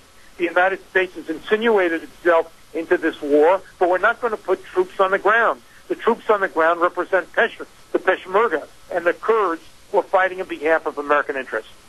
Wow. I mean, for anyone sitting and listening to you give a lecture on this, you have to admit that the audience kind of says we're ducking a right hook to get hit by a left cross. It doesn't seem like there's a clear-cut way to solve this, is there?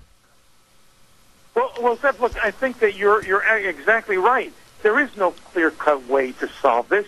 It is a nightmare, and the only stability that will occur is when people get tired of fighting.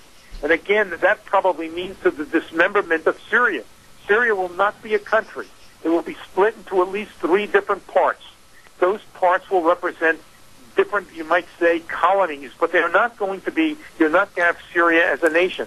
And you may not have Iraq as a nation, which is rather dubious and interesting because you had Sykes-Picot with this French guy and this British guy after World War I sitting down in the British Foreign Office and saying, let's put lines in the sand and create these artificial nations.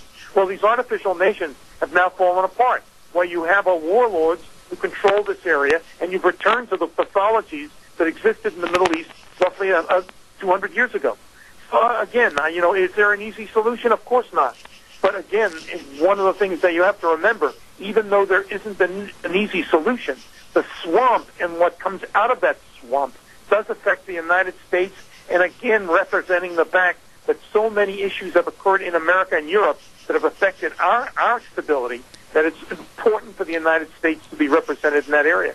You know, Doctor, let me ask you this. This might be a little naive question, but really, can Assad in Syria, can he or will we let him stay in power with perhaps somewhat of a personality adjustment? This guy is so inhumane, much the same as Kim Jong-un over in North Korea. Is there a way to keep these people in power and work with them in the future?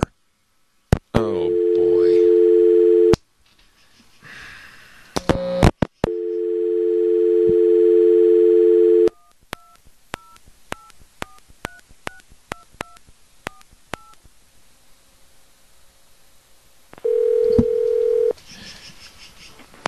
I'll put you back. Get me on right away.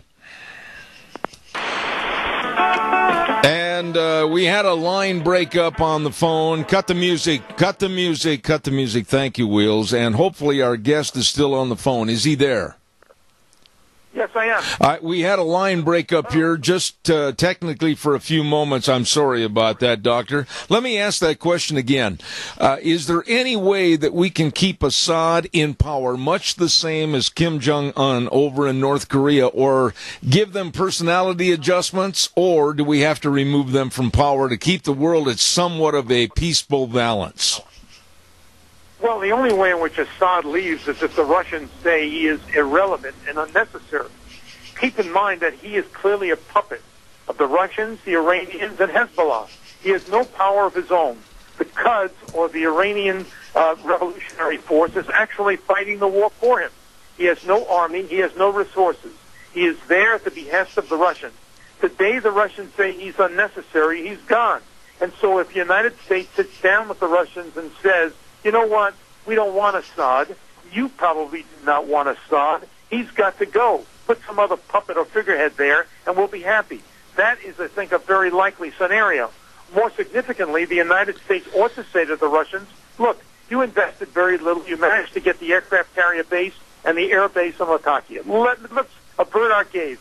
You're there. We're not going to challenge you. You've got control over the Eastern Mediterranean. But if you break up your alliance with Iran and with Hezbollah, we will find that a very satisfactory outcome. This is a negotiating point and would create stability in the area. Get the Russians out of there, or at least peel them off from their alliance with Iran and with Hezbollah. Can that be done? I believe it can. Doctor, as it stands today, with the somewhat superficial and plastic negotiations going on, how concerned are you that the ultimate problem might be and become a war with Russia? How concerned are you? No, I don't think so. The Russians do not want a direct confrontation with the United States. Look, we shot down a Russian plane just just about a week ago, and there have been no repercussions, largely because the Russians understand full well that the United States is going to play a role here. They're going to protect their troops on the ground, and the Russians can do nothing about it. They do not want a direct confrontation with the United States. There's no possibility of a war with Russia, not over the Middle East. So keep in mind that, again, some sort of modus vivendi will emerge between the two nations, at least in the Middle East, if the United States says, you know what, you're the strong horse in the Eastern Mediterranean, we're going to not worry about Tartus and Latakia, but at the same time, we are worried about the role you're playing with Hezbollah and with the Iranians. They've got a larger Middle East agenda. Do you want to be part of that? Do you want to have that agenda dictated to you, where in fact you will have to invest money and troops in order to sustain your role? I don't think so. And so Putin is likely to back off if the United States makes it clear that we're going to play a role in this area. Let me talk about your new book, Leading from Behind, the Obama Doctrine and the U.S. Retreat from International Affairs. When you wrote this book, I mean, did you have really an eye-opening experience as to how absolutely devastating 8 years of Obama was for this country? Well, when I started the book, which was in 2009, I had no idea of how things would unfold.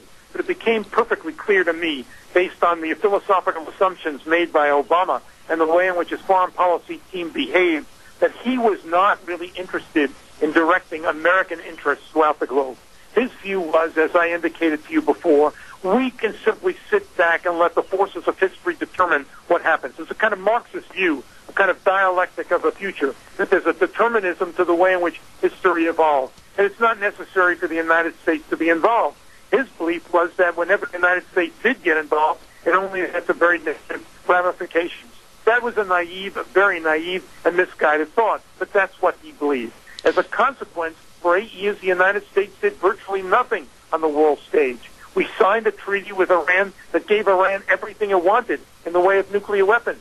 So whether they get the nuclear weapons in a year, in 5 years, 8 years, or 10 years, they have a virtual guarantee that they will get nuclear weapons based on a treaty that we signed. It's absolutely unbelievable. And so what you have here is a very different kind of America under Obama. That has to be remedied and will be remedied, I believe, by the Trump administration. When you say the remedy, and I'm a little cautious on saying anything that would change your words, when you say a remedy by the Trump administration, I'd like to revert back, though, for 8 solid years of doing nothing in most cases. Is the damage so great that we may never overcome it with any administration? Well, that's certainly a very plausible scenario. I wouldn't deny that. But let me give you a reason why I use the word remedy. The president of Egypt, who I know, and that is President Sisi, said to me on one occasion, "I love America, but America doesn't love me." After all, he was trained in Carlisle. He did spend a lot of time in the United States.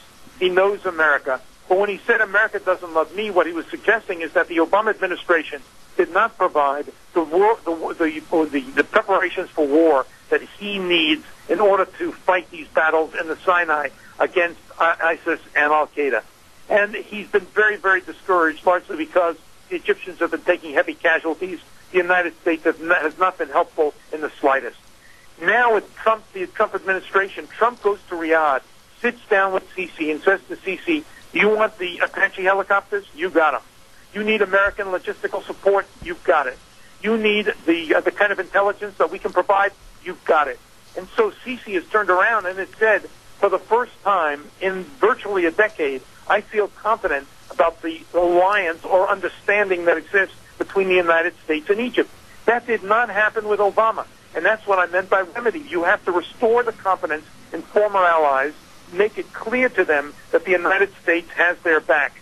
This did not occur earlier. It is occurring with Trump. Yeah, but there's a yeah, but in the statement. Yeah, but what about Israel in all this conversation? Here's our number one ally, our number one friend, and they always seem to be on the back burner. Who's really caring about them? Well, again, it is interesting, and it's a very important point. When the president talked about what he described as the Arab NATO, he mentioned Israel as an unregistered member of this team. Israel will play a significant role maintaining peace through this new defense arrangement that is being put together by the Sunni nations.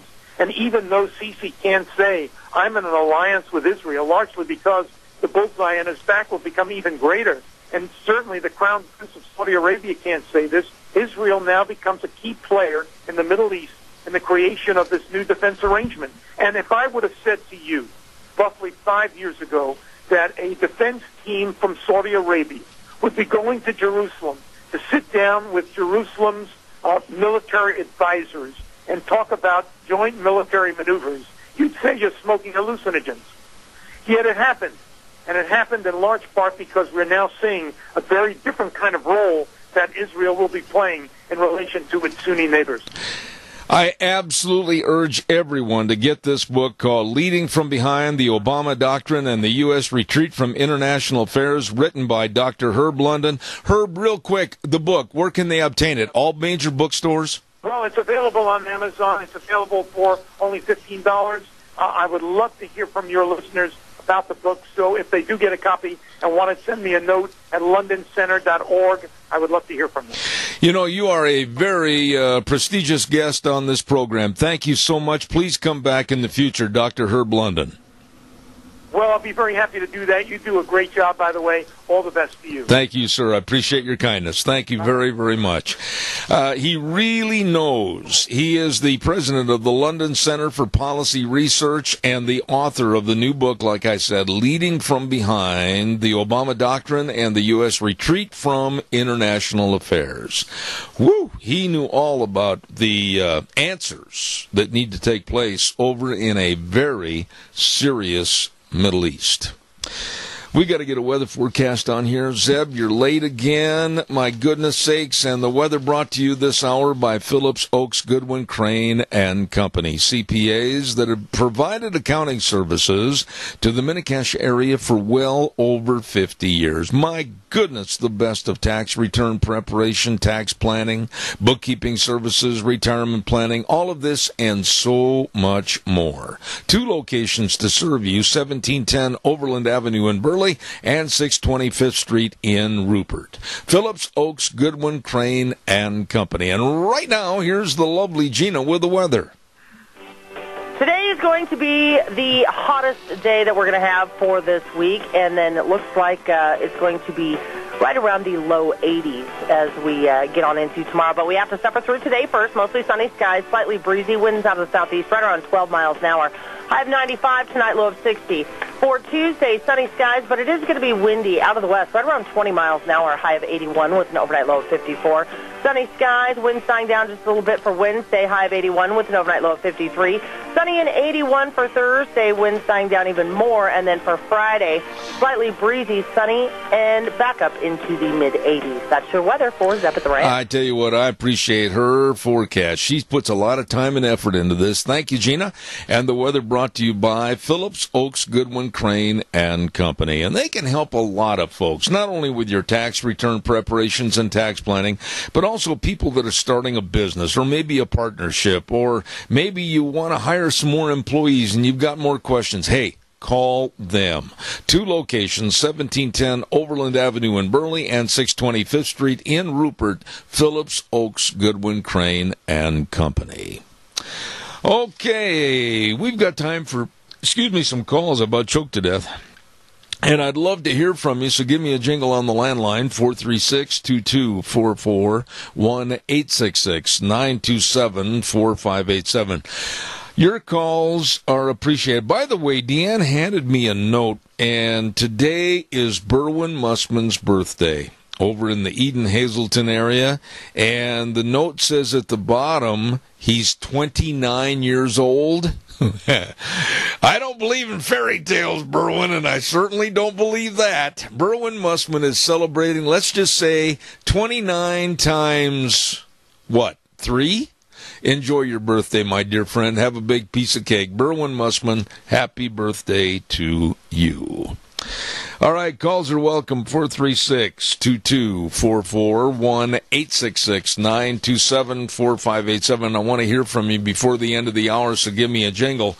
While I am waiting for your call that means so much to me, I'll tell you a little bit about some of the great merchants over in Rupert that are going to be celebrating the 4th of July, and they say, come on over and celebrate with us. Like Dixon Oil Company, 602 South 2nd in Rupert. My goodness sakes, they've been in business since 1951, and boy, they know how to give your vehicle the best possible service there is.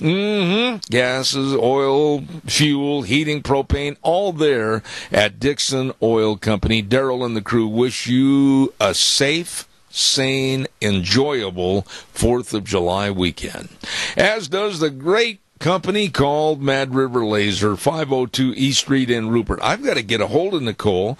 I got some things I need her to do for me in the next couple of weeks, and they're celebrating Christmas in July at Mad River Laser. They're going to have all their Christmas line out. Yeah, in July. Christmas in July. Don't miss this great big sale, great products and great sale prices. And they're going to have all kinds of fun things going on for you. Christmas in July during the 4th of July at Mad River Laser, 502 East Street in Rupert. Really, really good people. Caller, good morning. You're on the air. Thank you for your call. Yes, Zeb, I don't know if you spoke about it. I'm sorry, I've been unable to listen as much as I wanted about the travel ban being, Trump's travel ban being upheld by the Supreme Court. Mm-hmm. Okay. We haven't had a chance yet wait a minute, Randy. You asked me a question. I want to give you a direct answer.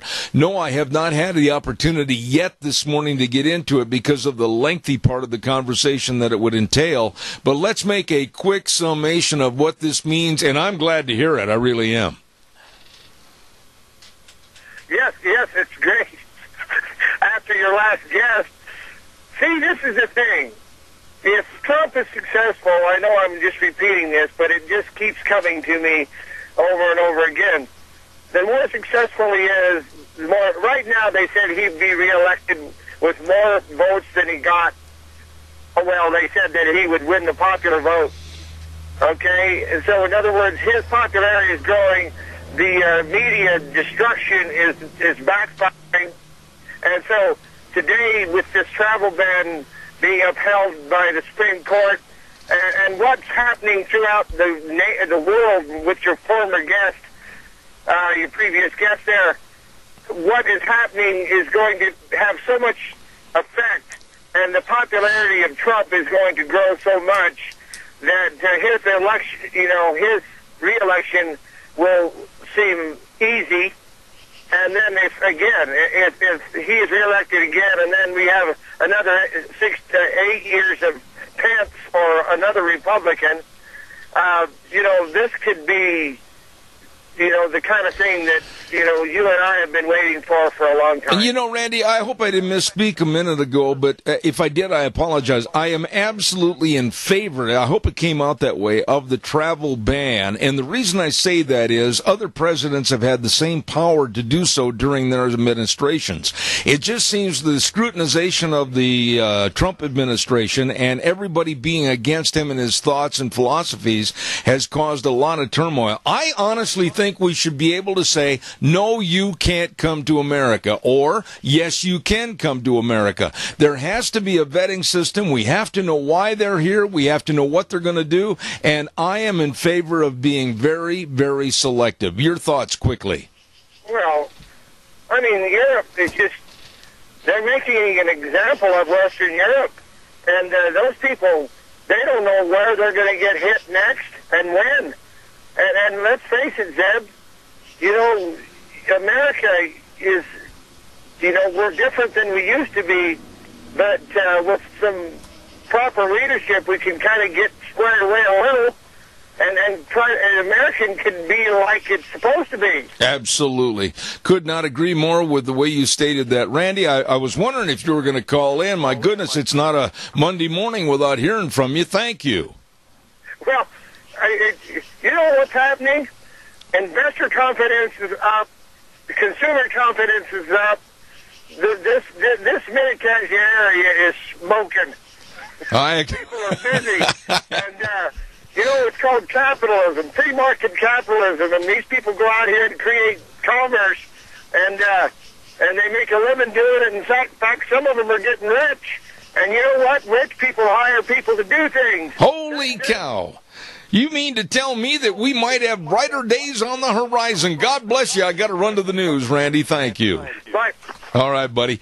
Hey, I do have to go to the news real quick from CBS, and then coming up next hour, we've got Megan Barth at 10:06, and then Dr. Elena George at 10:30, right here on Zeb at the Ranch. Wheels, play the tune. Well, that's slow music. Let's not play that again, Wheels. That's not fast enough. We got to get everybody pumped up. We're not going to a funeral. Thank you, sir. You can turn it off now. Thank you. Welcome back to Zeb at the Ranch, of course, with our major sponsor, your Magic Valley Les Schwab Tire Centers, and, of course, some of our great advertisers like Western Waste Services, always at your disposal. Call them at 734-6969. Right now, let's hear this good word for the Silver State Stampede. Give me 1 second, sir. No. What's Nevada's oldest rodeo? The Silver State Stampede roars into Elko July 13th, 14th, and 15th for family entertainment at its best. This PRCA rodeo brings you the thrill of professional riders going head-to-head in one of the world's toughest sports, rodeo. The action kicks off Thursday with the annual kickoff party featuring mutton busting, Old West bronc riding, tri-tip dinner for just $10, and an extra dose of the world-famous Ring of Fear. Head into Friday and Saturday for PRCA rodeo action with the award-winning Wild Child Rodeo Clown and dance the night away with the Jeff Palmer Band. So gather your friends and get your tickets today for the 2017 Silver State Stampede, July 13th through the 15th. And don't forget to wear your pink for Tough Enough to Wear Pink Night on Saturday. Family entertainment at its best with the 2017 Silver State Stampede at the Elko County Fairgrounds. You'll pay for the whole seat, but you'll only need the edge.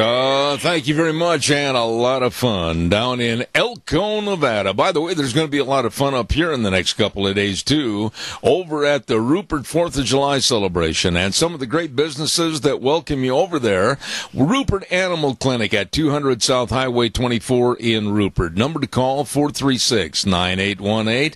Believe me, a full-service facility taking care of your large and small animals. They really care. And don't forget the proper care of animals with all the vaccinations, the dental work, the preventative care, everything for your dogs, horses, puppies, everything available to you at Rupert Animal Clinic in Rupert. Also, a big thank you from Senator Kelly Anthon, wanting to invite everybody to the square during the 4th of July celebration. Man, they're going to have all kinds of fun over there. Great food like they do every year, fireworks, horse racing, super entertainment, lawnmower races, the list goes on. Senator Kelly Anthon inviting you over to Rupert for their great big 4th of July celebration. And last but not least, Aruza Insurance at 723 South 3rd Street in Rupert. And, of course, all your auto, home, life, and health insurance. They'd love to give you a quote on that. And remember, they offer the best combination of competitive rates, coverage, and personal service in Rupert. Remember, Aruza Insurance at 723 South 3rd Street in Rupert. All of these great businesses welcoming you to the Rupert 4th of July celebration. Right now, let's go to the phone line, and we have with us the founder and proprietor of ReaganBabe.com and a nationally recognized political commentator and women's advocate. Let's say good morning to Megan Barth. Megan, good morning. How are you? Good morning, Zev. I'm doing great. How are you? You know, I'm glad you came back on the program because there's a lot of things with the story that are related to having you on the air I can't wait to hear about. How in the world could we, the American public, allow something like very important documents be transferred to Barack Obama's library, never for us to hear about for 5 years? What's going on here? Yeah, that's a really good question. And as the witch hunt continues, the special counselor, Robert Mueller, and others have yet to really look into what Susan Rice did as head of the NSC under Barack Obama. We know that she unmasked millions or hundreds or thousands, we're not sure, of Americans, violating our constitutional right to due process, violating plenty other laws that protect us. The FBI and NSA both pled guilty, basically, to illegally unmasking individuals violating attorney-client privilege in front of the FISA court. And what Susan Rice did in response to FOIA requests placed by Judicial Watch's Tom Fitton is before the FOIA requests could be met, someone, who we believe is Susan Rice, transferred all of the communications related to the unmasking to the Barack Obama Presidential Library, which hasn't even been built yet. But this allows Barack Obama basically executive privilege over the information. However, Donald Trump today could easily demand those documents and get them back per the FOIA request. Megan, right there, I'm a little more than inquisitive. I'm outright mad. Why isn't Donald Trump and his administration, why aren't they calling Barack on the phone today, right now, this minute, and saying, Barack, hey, listen, good buddy, I did not like the way you handled this. I want those open for public scrutiny right now. Why is it that president to president, they're always so afraid or inhibited to do or say anything about the past president's administration? Well, historically that's been the case, but Barack Obama he is a community organizer at heart. So he is going to continue to agitate in order to divide this nation, as the Democrats and their activists continue to do with this resistance movement. My latest piece is up on ReaganBabe.com called the DNC, the Democrat Network of Criminals. It outlines all of the Democrats in high and powerful positions that have usurped the rule of law in order to conceal the truth with the help of the press. And so I think that it's a short time in this administration. As far as Donald Trump, he's only been in office for 6 months, 7 months. He has a lot going on, obviously, with this resistance movement against him, with the mainstream media acting as an enemy towards this transition, as well as he and his administration. Whether or not he will demand those records be unsealed remains to be seen, but he has every right to do so. Let me ask you this. Let's break it down one person or personality at a time. And I want to ask you, because of your very in-depth reporting, what are your thoughts about Robert Mueller, special prosecutor and investigator, but also buddy-buddy with James Comey? How fair a shake, if you will, do you think Robert Mueller will be to the Trump administration? Well, and I write about this in my latest piece on ReaganBabes.com. Robert Mueller should immediately recuse himself from the investigation, and that's not my opinion, that's the law. If he has a personal relationship with a key witness, which is James Comey, related to an investigation, he must, by law, recuse himself. He has not. So then it is up to the Deputy Attorney General, Rosenstein, to fire him. We aren't watching the practice, or we aren't watching the enforcement of law. We're watching a travesty of justice. Robert Mueller, by all accounts and purposes, and by his reputation, is supposed to be a fair and impartial person and prosecutor. However, he lines his entire investigation with Clinton donors, Democrat activists, legal minds. And so we have to question, what exactly is he doing? What exactly is he investigating? We now have Loretta Lynch, who's going to appear before the Senate Judiciary Committee to testify what she knew and when she knew it, and why she coached James Comey to call the Hillary Clinton criminal investigation simply a matter. We have John Podesta going in front of a House Intelligence Committee behind closed doors related to the hack of his emails and any emails related to Trump collusion. So there's a lot going on in front of the public and behind closed doors, and we now have Democrats that are going to be forced to testify. However, Susan Rice, the unmasker herself, refuses to testify. So now it is up to the DOJ and Congress to issue and support and enforce subpoenas. We had plenty of subpoenas during the last administration with the Republican-led Congress, as well as a bipartisan panel that gave subpoenas to the DOJ that the DOJ simply ignored under Loretta Lynch and Eric Holder. We need to enforce the subpoenas in order to get the truth out to the American people, because the press will refuse to talk about the truth in order to provide cover for the Democrats. You know, Megan, I'm really glad that you brought up a name in the last part of your paragraph there, Eric Holder, because this sleaze and this kind of a conspiratory spider web goes all the way back to the beginning of the Obama administration, with Eric Holder and the gun running, etc., to Mexico, a Border Patrol agent being shot, not able to protect himself. I mean, everything in the Obama administration points to negativity as far as I'm concerned. I'm a taxpayer that wants to know, do you honestly think that they will get to the bottom of all the bad that came out of the Obama administration, or is it going to be swept under the rug? Well, it really can't be swept under the rug, because at the top of my piece I said crime expands according to our willingness to put up with it. We have to decide, the Republicans in power and even the Democrats that are in power have to decide whether these crimes should expand by their willingness to put up with it. Donald Trump ran on a platform of law and order. We have plenty of laws, and ones that look egregiously violated. But without enforcement of the laws, we are lawless.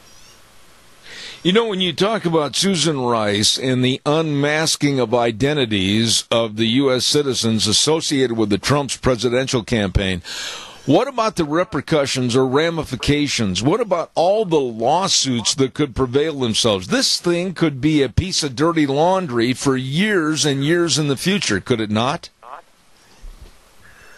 And I'm sorry, which part of the evidence are you talking about could be dirty laundry? The unmasking. These people could turn around, and wouldn't they have the availability or perhaps the legality of forming lawsuits, and this thing could continue on in the future for 10, 20, 30 years? Perhaps it could, and rightfully so. We know that this unmasking, according to the FBI and NSA, they admitted to the illegality of it. This unmasking also violated attorney-client privilege. It spied on no less than 150 judges. Plenty of innocent Americans' private lives were sabotaged by this unmasking. And so I would believe that there would be plenty of lawsuits that could be brought forward by individuals against individuals within our government that violated our constitutional rights and now refuse to testify, and now are hiding documents in a presidential library that hasn't even been built. Absolutely. You know, I want to go back, if I could, just for a moment to Robert Mueller. And do you think, in your opinion, that the Republicans, not all of them, but many of them, spoke too much in haste of support of Robert Mueller as being the private investigator for this, or should they have kept their mouths shut and waited to see what's going to happen? Well, first of all, I don't think that Jeff Sessions should have recused himself at all, because according to the law, he didn't have to. It was simply an investigation operation. It wasn't a criminal investigation, because Donald Trump wasn't under investigation for collusion. Donald Trump wasn't under investigation with any Russia connection. The only one under investigation was Mike Flynn, who hasn't even been charged by a grand jury with criminal conduct. Once Michael Flynn is charged, then Jeff Sessions would have to recuse himself.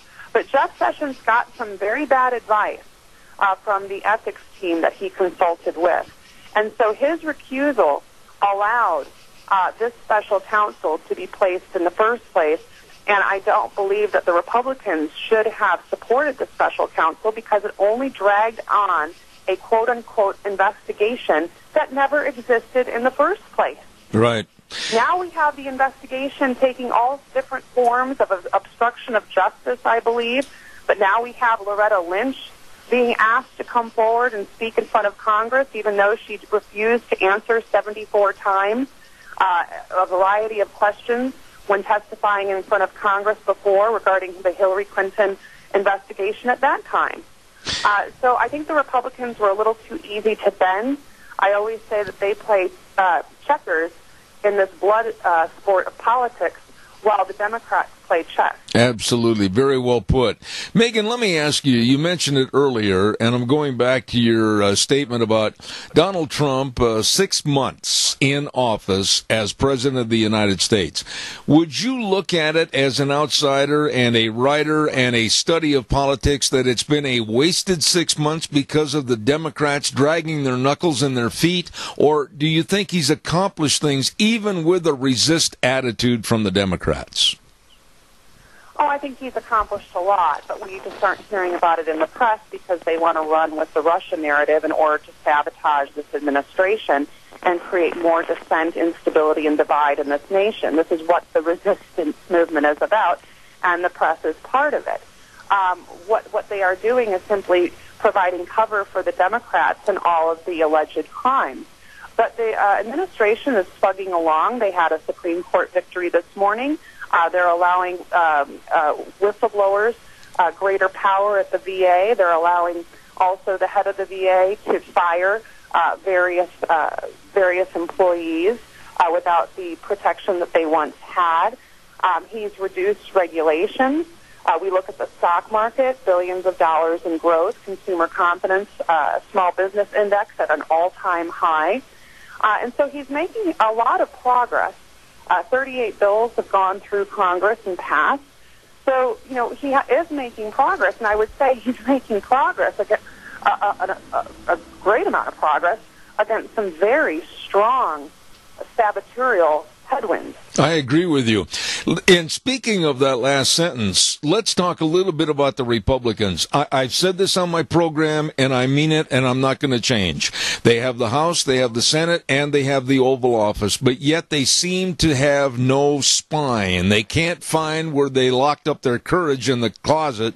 They should be going ahead and promoting everything they want to get done for the American agenda, but yet they seem timid. Am I wrong? Well, the Republicans have always had a problem, I believe, with messaging. They tend to play defense instead of offense. They allow the press to run with false stories for public consumption, not demanding retraction or providing a counterpoint. I think that the Republicans have a historic habit of, like I said, playing checkers against those who play chess. And so with the Donald Trump presidency, I think a lot of eyes were opened within the Republican Party as well as the American public of just how much corruption and collusion exists with the Democrat network of criminals, the DNC. There has been a lot uncovered. The press won't report it. It is up to the Republicans to report it in order to get the message to the American people. And this is why Donald Trump tweets. This is why his rallies are so effective, because he's able to speak about what he's done and what the Democrats have done directly to the American people without the bias filter of the mainstream media. You know, let me ask you a question there in the time remaining about the media. Are you seeing a transition? Are you seeing perhaps them getting out of the basement and trying to get back on level ground, with CNN now telling their reporters that they're going to have to verify their sources and also some of their news stories? Are you seeing a transition going back to being good journalists or not? I haven't seen it yet. Journalism, the ethics behind journalism is to act with integrity, do no harm, seek, find, and report the truth, and let the American people decide.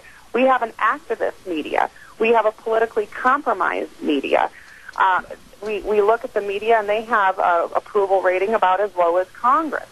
So the American people are consumers of news, but they're finding their news sources elsewhere. Whether that's through Drudge or whether that's through Gateway Pundit or ReaganBabe.com or directly from Donald Trump's Twitter feed. I don't expect a lot of changes in the mainstream media because of their political alliances and historic alliances with the Democrat Party. You know, Megan, what about the masses out there? And I know this is kind of a naive question, but all the people that do not really want to pursue the news, they don't have time. Maybe they're working 2 or 3 jobs. I'm concerned about those people going to the polls as hardworking Americans and really not being fed the truth. How do we get through to those people? We get through to those people by tax reform, repealing Obamacare, passing a budget, and giving these people exactly what they voted for, which is more money in their pocket to spend as they wish, a full-time job instead of 3 part-time jobs, which Obamacare gave this country.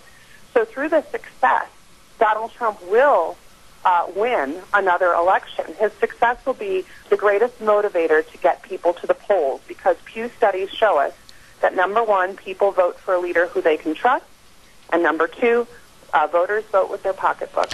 You know, I hope you'll come back. Megan Barth, and she is the founder and proprietor of ReaganBabe.com and a nationally recognized political commentator and a women's advocate. Megan, you're excellent. Thank you very much, and I'll look forward to having you back in the future. Ditto. I'll look forward to it, too. Thanks, Seth. Thank you very much. Very, very articulate young lady right there that understands and knows politics as well as anybody, and her name is Megan Barth, and believe me, she will be back on this program. Appreciate it very much. You know, on Thursdays, we have a segment called Cassia County School Days, and I want to give thanks and credit to Debbie Critchfield, Cassia County School Communications Officer. She lines up all the different segments for us and everything every week and does a great job. But I also want to say thank you to our two sponsors of that segment. First of all, A Child's World at 1308 Overland in Burley. You know, this is the greatest place for baby and birthday presents, and they've got a super great selection, and they've got boys' five-piece suits, and they've got all the baby furniture, and they got the games and the puzzles. This really, truly is a family store at A Child's World, 1308 Overland in Burley. And the other sponsor that I'd like to thank, of course, is the Ambulatory Surgery Center at 1344 Highland Avenue in Burley. And they provide quality outpatient surgeries like cataract surgeries, colonoscopies, hand and knee surgeries. Boy, I'm telling you, they can save you money. And all you have to do is call them and find out more. The number is 677-8888. Ambulatory Surgery Center at 1344 Highland Avenue in Burley, along with A Child's World at 1308 Overland in Burley, bringing you school days in Cassia County on Thursdays at 10:10. Wow, what a day. And we've got more coming up in just a few minutes, and I want to highlight again, I'm very, very blessed to have this lady coming back on the air again with us this morning, and she is from Atlanta, Georgia. Her name is Dr. Elena George, and nobody, in my opinion, on this program has ever been more explaining about what Obamacare did to us or took away from us, and she knows exactly what possibly we might have with the Affordable Care Act under the Republicans, and we've got a lot of questions to ask her about that, so stay tuned. Coming up in just a minute, we'll take a little break, send it back to Wheels. We'll be back in 3 minutes. And now, back to Zeb at the Ranch on AM 1230 KBAR. To reach Zeb, call 436-2244 or toll free 1-866-927-4587. And now, here is Zeb Bell. And welcome back to our last half hour of the program this morning. And Wheels, let me ask you before I introduce her, is our guest ready on the phone? I am getting her on the phone right now. All right, thank you. As I stated earlier, we are very, very fortunate to have this lady come back on our program. She's been here many, many times in the past and talking about Obamacare, and now with the transition from the Obama administration into the Republican administration of Donald Trump, talking about the changing from Obamacare, cancellation of Obamacare, now to a new Affordable Care Act. And this lady has the answer. She studies it. She's a physician and doctor in Atlanta, Georgia, and I say good morning to a dear friend of this program, Dr. Elena George. Are you there? Oh, she is, sir. Give me 1 second. Good morning, Dr. George. Are you on the air? Oh, go ahead, sir. All right. Good morning, Dr. George. Zeb Bell, can you hear me? I can. Thank you, and I really appreciate you coming back on the program this morning. I think the thing I'd like to ask you first, because of your vast knowledge of what Obamacare was and what it did to this country, and now perhaps with a transition to the Republican version of the Affordable Care Act, where are we, Dr. George? I mean, good, bad, or indifferent, where are we? Unfortunately, Zeb, we're in the same place. The new House bill and the Senate version really double down on Obamacare. They give it more money to prop up insurance companies. They give it more money to prop up Medicaid for the states. And really, it's a transfer from the taxpayer to the coffers of insurance companies. And I think the conversation that we've been having over the past 8 years about health care in our country has been wrong. It's not about health insurance. It's about the cost of health care. And none of these things that the legislators have come up with, Democrat or Republican, do anything to lower the cost of health care in our country. It just gives a bailout to the entities that are keeping the prices high. Wow. I guess maybe I'm starting to feel like my balloon is deflated here all of a sudden. I was really hoping the Trump administration and the powers that be with the Republican Party would come up with something that would help solve some of the problems and issues in this country. But it doesn't sound like you as a doctor and a physician really are optimistic about what they're doing. Well, I want to preface this by saying I don't believe this is the president's bill. Well, I read his platform before he was elected, and I was all in because it made a lot of sense, because it actually did do healthcare consumerism and stop Obamacare. They're not repealing it. He is getting pushback from both the Democrats and Republicans. Why do the Republicans, the powers of the Republican Party say they're for him and us? I don't believe that they are. I think they're Democrat light. I think they both want the same thing, which is to create chaos and keep it going until we end up with single payer. And I wrote a blog about this. People should check it out on drelenageorge.com. And it was originally about the House bill.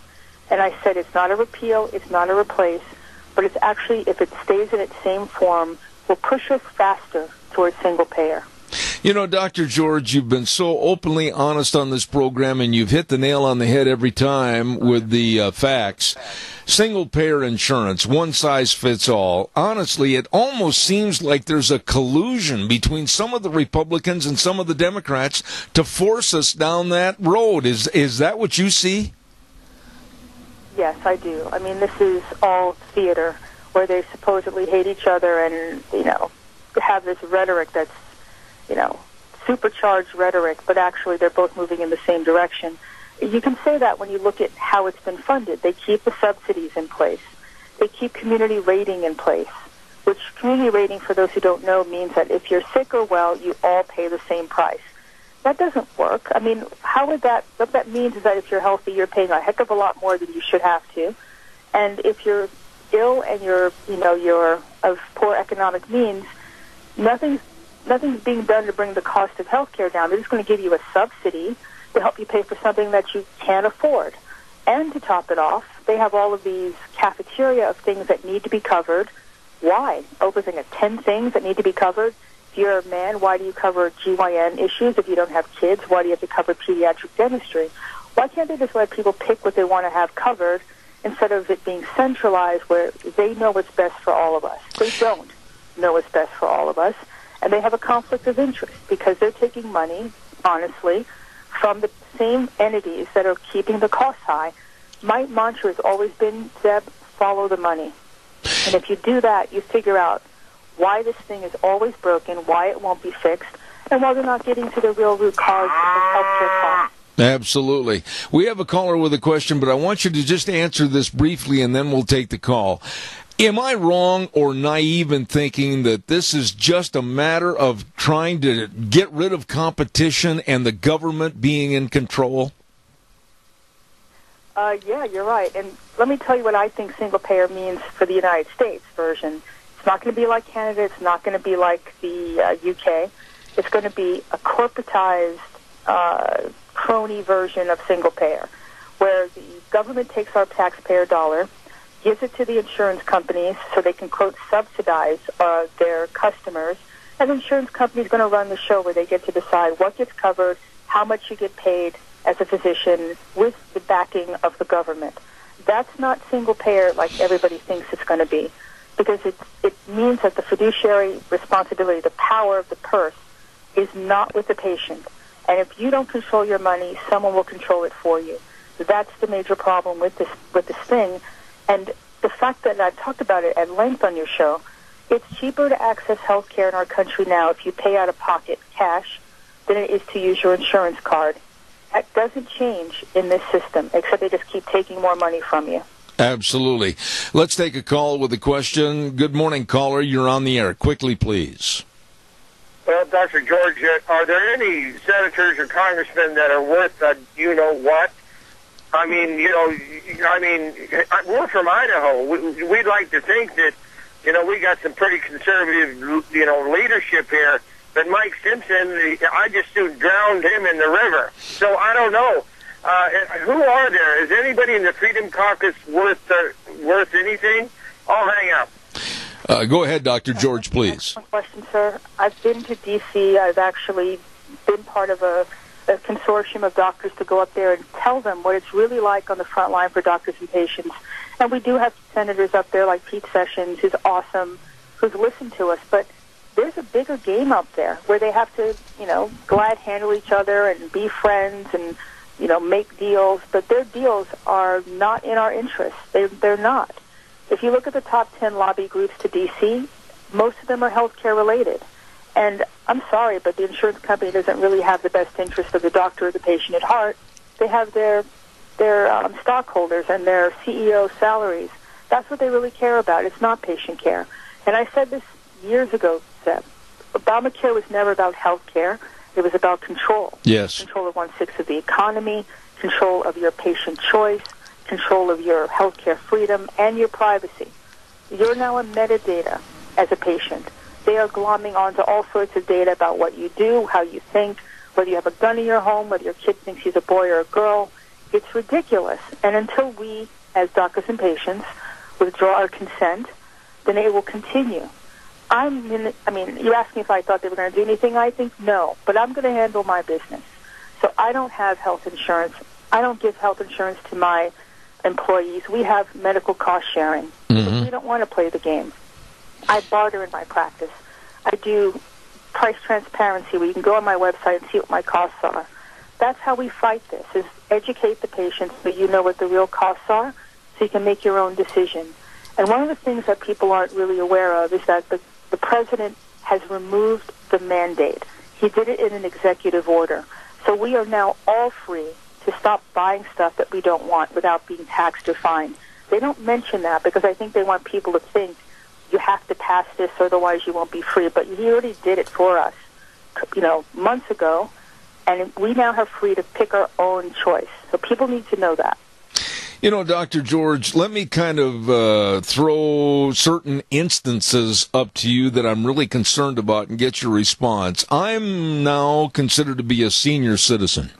And when I read some of the cost factors that would be relegated to seniors in this country with as much as 5 times more cost for seniors than younger folks here in this country, how in the world can our seniors absorb a 5 times what they're paying now? I thought it was a shell game, and I said as much, where initially in Obamacare, the millennials were on the hook to pay the money. All they did was shift it to the seniors in our country. They're going to tell you that they're going to make up the difference in subsidies, so you'll get tax credits and you'll get subsidies to help pay for it. But it still doesn't fix the bottom line is, why are you paying so much money for health insurance when they're not doing anything for you, or very little? When you really need them, they deny you. It's experimental. They won't cover it. They need to fix the reason that it's so expensive. And then one of the reasons is it's not transparent. I wouldn't waste my time if I were on Capitol Hill trying to remove Obamacare. The tentacles on that thing, it's so hooked into the healthcare system, it'll damage it even further trying to unhook it. Just give people a choice that they can make a conscious decision on choosing something else. For example, I would make price transparency the baseline for any healthcare entity in our country. So you would know what it costs if you had a CT in a hospital versus out in a freestanding center. 10 times more on average is what it costs for surgeries, for radiology, for anything you do in a hospital. Patients could then make a decision, and I bet you that would promote competition. Because if you're not going to the hospital and it has to compete, it will have to lower its prices. You can't make government do it. Let the free market do it. Absolutely. Let the health savings accounts be used for whatever the patient wants them to be used for. Unhook it from the insurance companies. Right now, if you have a health savings account, if your insurance company denies the treatment, you cannot use your own money to have it anyway. Does that make sense to anybody? It doesn't to me. So let people become consumers, informed consumers, leave them alone, and those that like Obamacare and government help should keep it, and those that want to run their own life will leave it. And I bet you the system would work better. Absolutely. Let me ask you about this, and my question may come on as being slightly naive in the way I phrase it, so bear with me.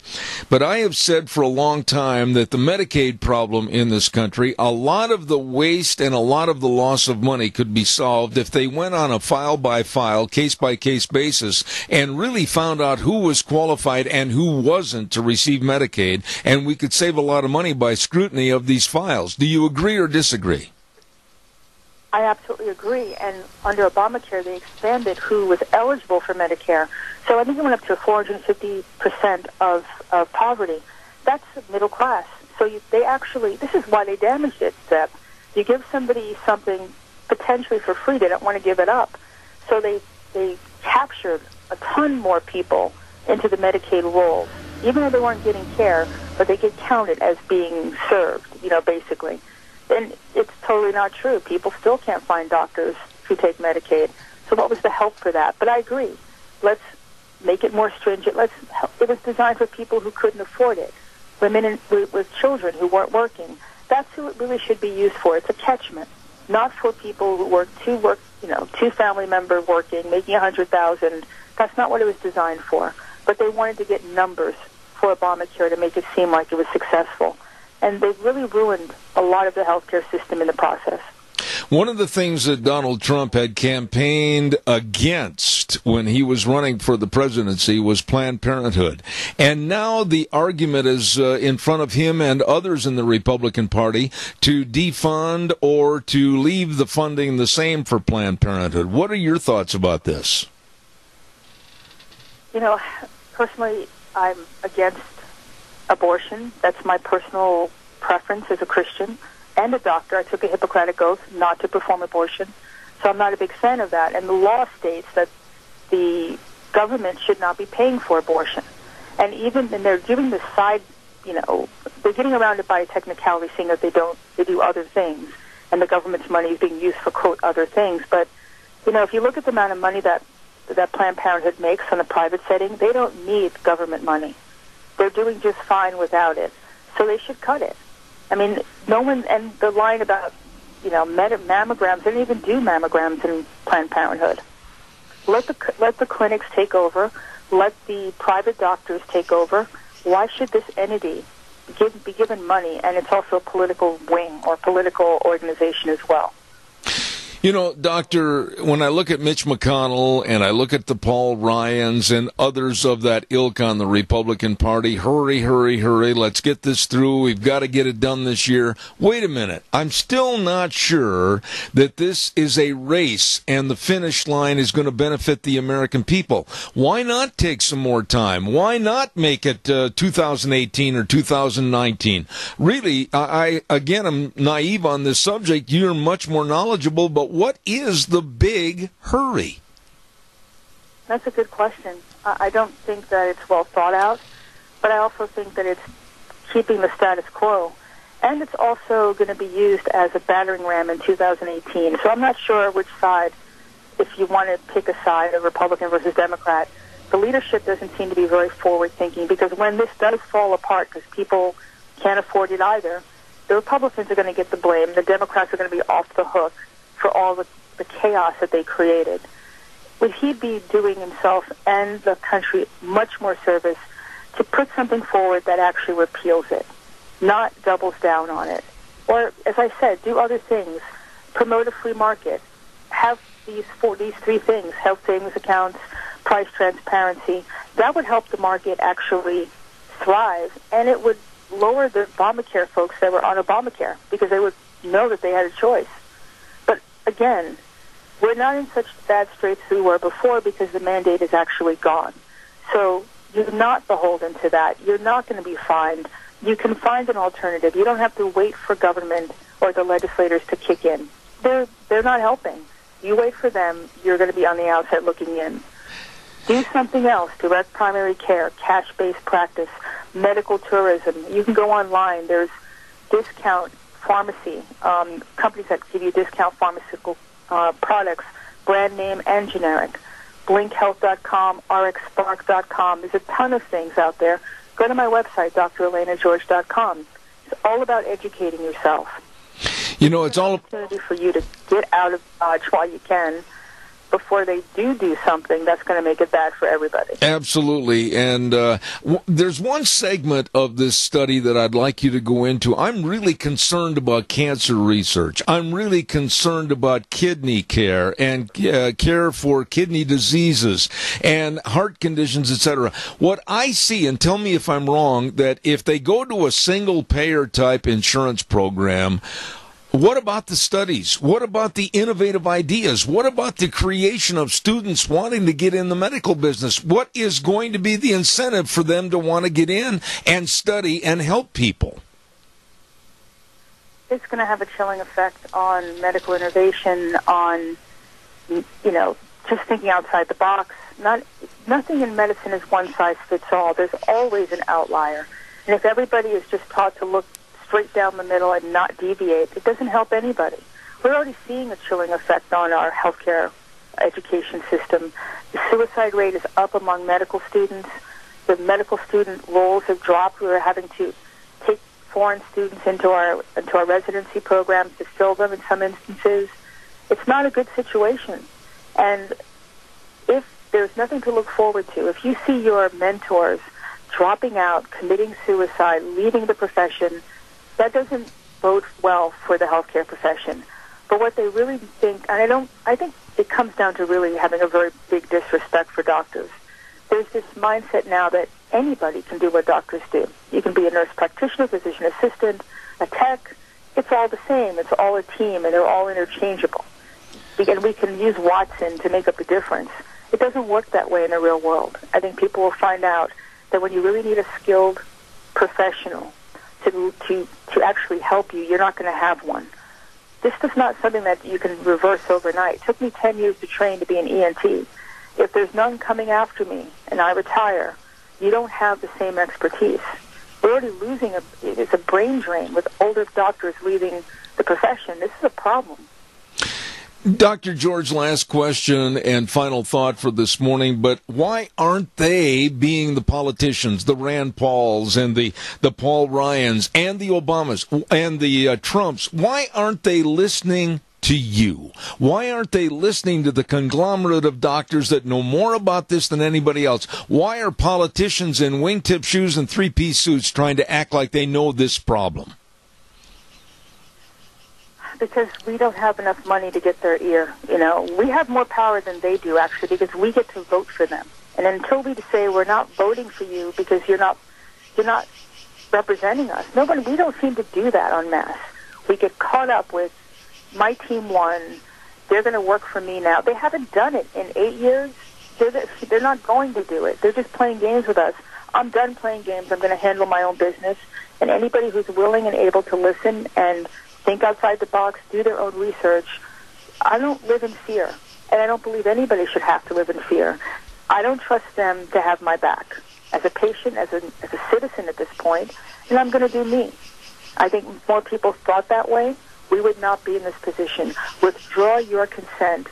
Find the best method that works for you and your family, and stop playing this game. Absolutely. Dr. Elena George, a true friend of this program. We've never met formally. I hope someday we can. God bless you for coming on the program, and please know I'll call you back and have you again before anything else happens on this so-called Affordable Care Act. Thank you once again from the bottom of our heart, and have a great day. God bless. God bless you, too. Thank you. All right, take care. I love that lady on my program. She is so knowledgeable and so articulate and explains things right down to the gnat's eyebrow, and I appreciate that. Dr. Elena George on the healthcare mess that we have here in America. Oh my, I got to get a weather forecast on here real quick. Old Wheels is chomping on the bit. We've got to tell everybody about Don Scarrow and the Scarrows Meats at 331 North Road, Jerome. Oh my goodness, delicious meats. I got to get Don back on the air. I'd love to have him do a segment with us over here on this program. Caller, I'll be with you in just a minute. Stand by. Scarrows Meats, 331 North Road, Jerome. 324-7657, and we'll tell you more about their great meats right after Gina has the weather. Go ahead. Today is going to be the hottest day that we're going to have for this week, and then it looks like it's going to be right around the low 80s as we get on into tomorrow. But we have to suffer through today first. Mostly sunny skies, slightly breezy, winds out of the southeast, right around 12 miles an hour. High of 95 tonight, low of 60. For Tuesday, sunny skies, but it is going to be windy out of the west, right around 20 miles an hour, high of 81 with an overnight low of 54. Sunny skies, winds dying down just a little bit for Wednesday, high of 81 with an overnight low of 53. Sunny and 81 for Thursday, winds dying down even more. And then for Friday, slightly breezy, sunny, and back up into the mid-80s. That's your weather for Zep at the Ranch. And brought to you by Scarro's Meats, 331 North Road, Jerome. Oh, they've got delicious breakfast sausages and brats and all the bacons. Everything is delicious at Scarro's Meats, changing the way we eat one delicious bite at a time. Caller, good morning. You're on the air. Go ahead, please. Yeah, yesterday I happened to catch Fox News Sunday. Bert Hume was guest hosting, and they had Senator Barrasso from Wyoming and Dick Durbin, that shining example of whatever you want to call it, from Illinois. And neither one of them. Barrasso's pretty sharp, but he don't know what Elena George knows. Here we have somebody that is so informed and that you say this is who Donald Trump needs to have in his office. Yes. And she needs to tell him exactly what to do and how to do it. And then he needs to go out and say, listen, boys, this is what we're going to do. And but you see, it's always politics in the swamp. You know, it's not a swamp even. You know what it is? It's like a dairy where it's just wet, constantly wet, and it's about 16 inches deep. It just runs right over the top of your muck boots. Randy. Randy, what you said a minute ago. Randy, what you said. Go ahead. What you said a minute ago made a lot of sense to me, and I've said it for a long, long time. Why in the world, when you talk about health care, and when you talk about cancer research, and when you talk about Medicaid and Medicare, how it's going to be cut, what they get, etc., why do we rely on politicians that don't know come here from Sikkim? They need to have a policy board like Dr. George and other people that know exactly what the cause and effect's going to be, and politicians are so arrogant and so airheaded they can't understand that they're not doing what they need to do because they're not smart enough to. Well, I think what happens, Zeb, is you become part of your environment, and you're back there in that, whatever you want to call it, and that cesspool. Yeah. And so, I don't know, Zeb, and like again, I have beat myself up one side and down the other, calling back there, raising hell. I mean, I have raised holy hell with those people. I don't know if it did any good or not. Well, I got to run, but it was therapeutic. I got to run, and I appreciate your concern and your calls. Randy, thank you so much. Appreciate it, buddy. Hey, don't forget our major sponsor, your Magic Valley Les Schwab Tire Centers. We're doing the right thing matters, and they do the right thing. They've got all the tires for your cars, pickups, SUVs, horse trailers, boat trailers, whatever. And also, before you leave for Aunt Martha and Uncle Fred's, don't forget they have a free pre-trip safety check where they'll give a visual inspection of your tires, including the air pressure and the wheel alignment for tire wear, front end components, brake components, shocks and struts, battery. They'll give a load test. Hey, they want to make sure that you have a very safe trip. They've got all the tires, all the tread designs for your safe driving, along with the best in brake service, front end alignments, and shocks and struts and batteries. All of this at all 7 locations. Lane and Rupert, Dave on Blue Lakes and Twin, Mike and Buell, Mike and Jerome, the Twist family in Paul, Daniel on Poline in Twin Falls, and my buddy Randy on Overland in Burley. The best. Your Magic Valley Les Schwab Tire Centers. Got to run. Tomorrow morning we'll be back here at 8:06. More Zeb at the Ranch right here on KBAR 1230 and streaming live on the internet, zebbell.com. Whoa, God bless. And remember, the way things were are the way things ought to be. See you later.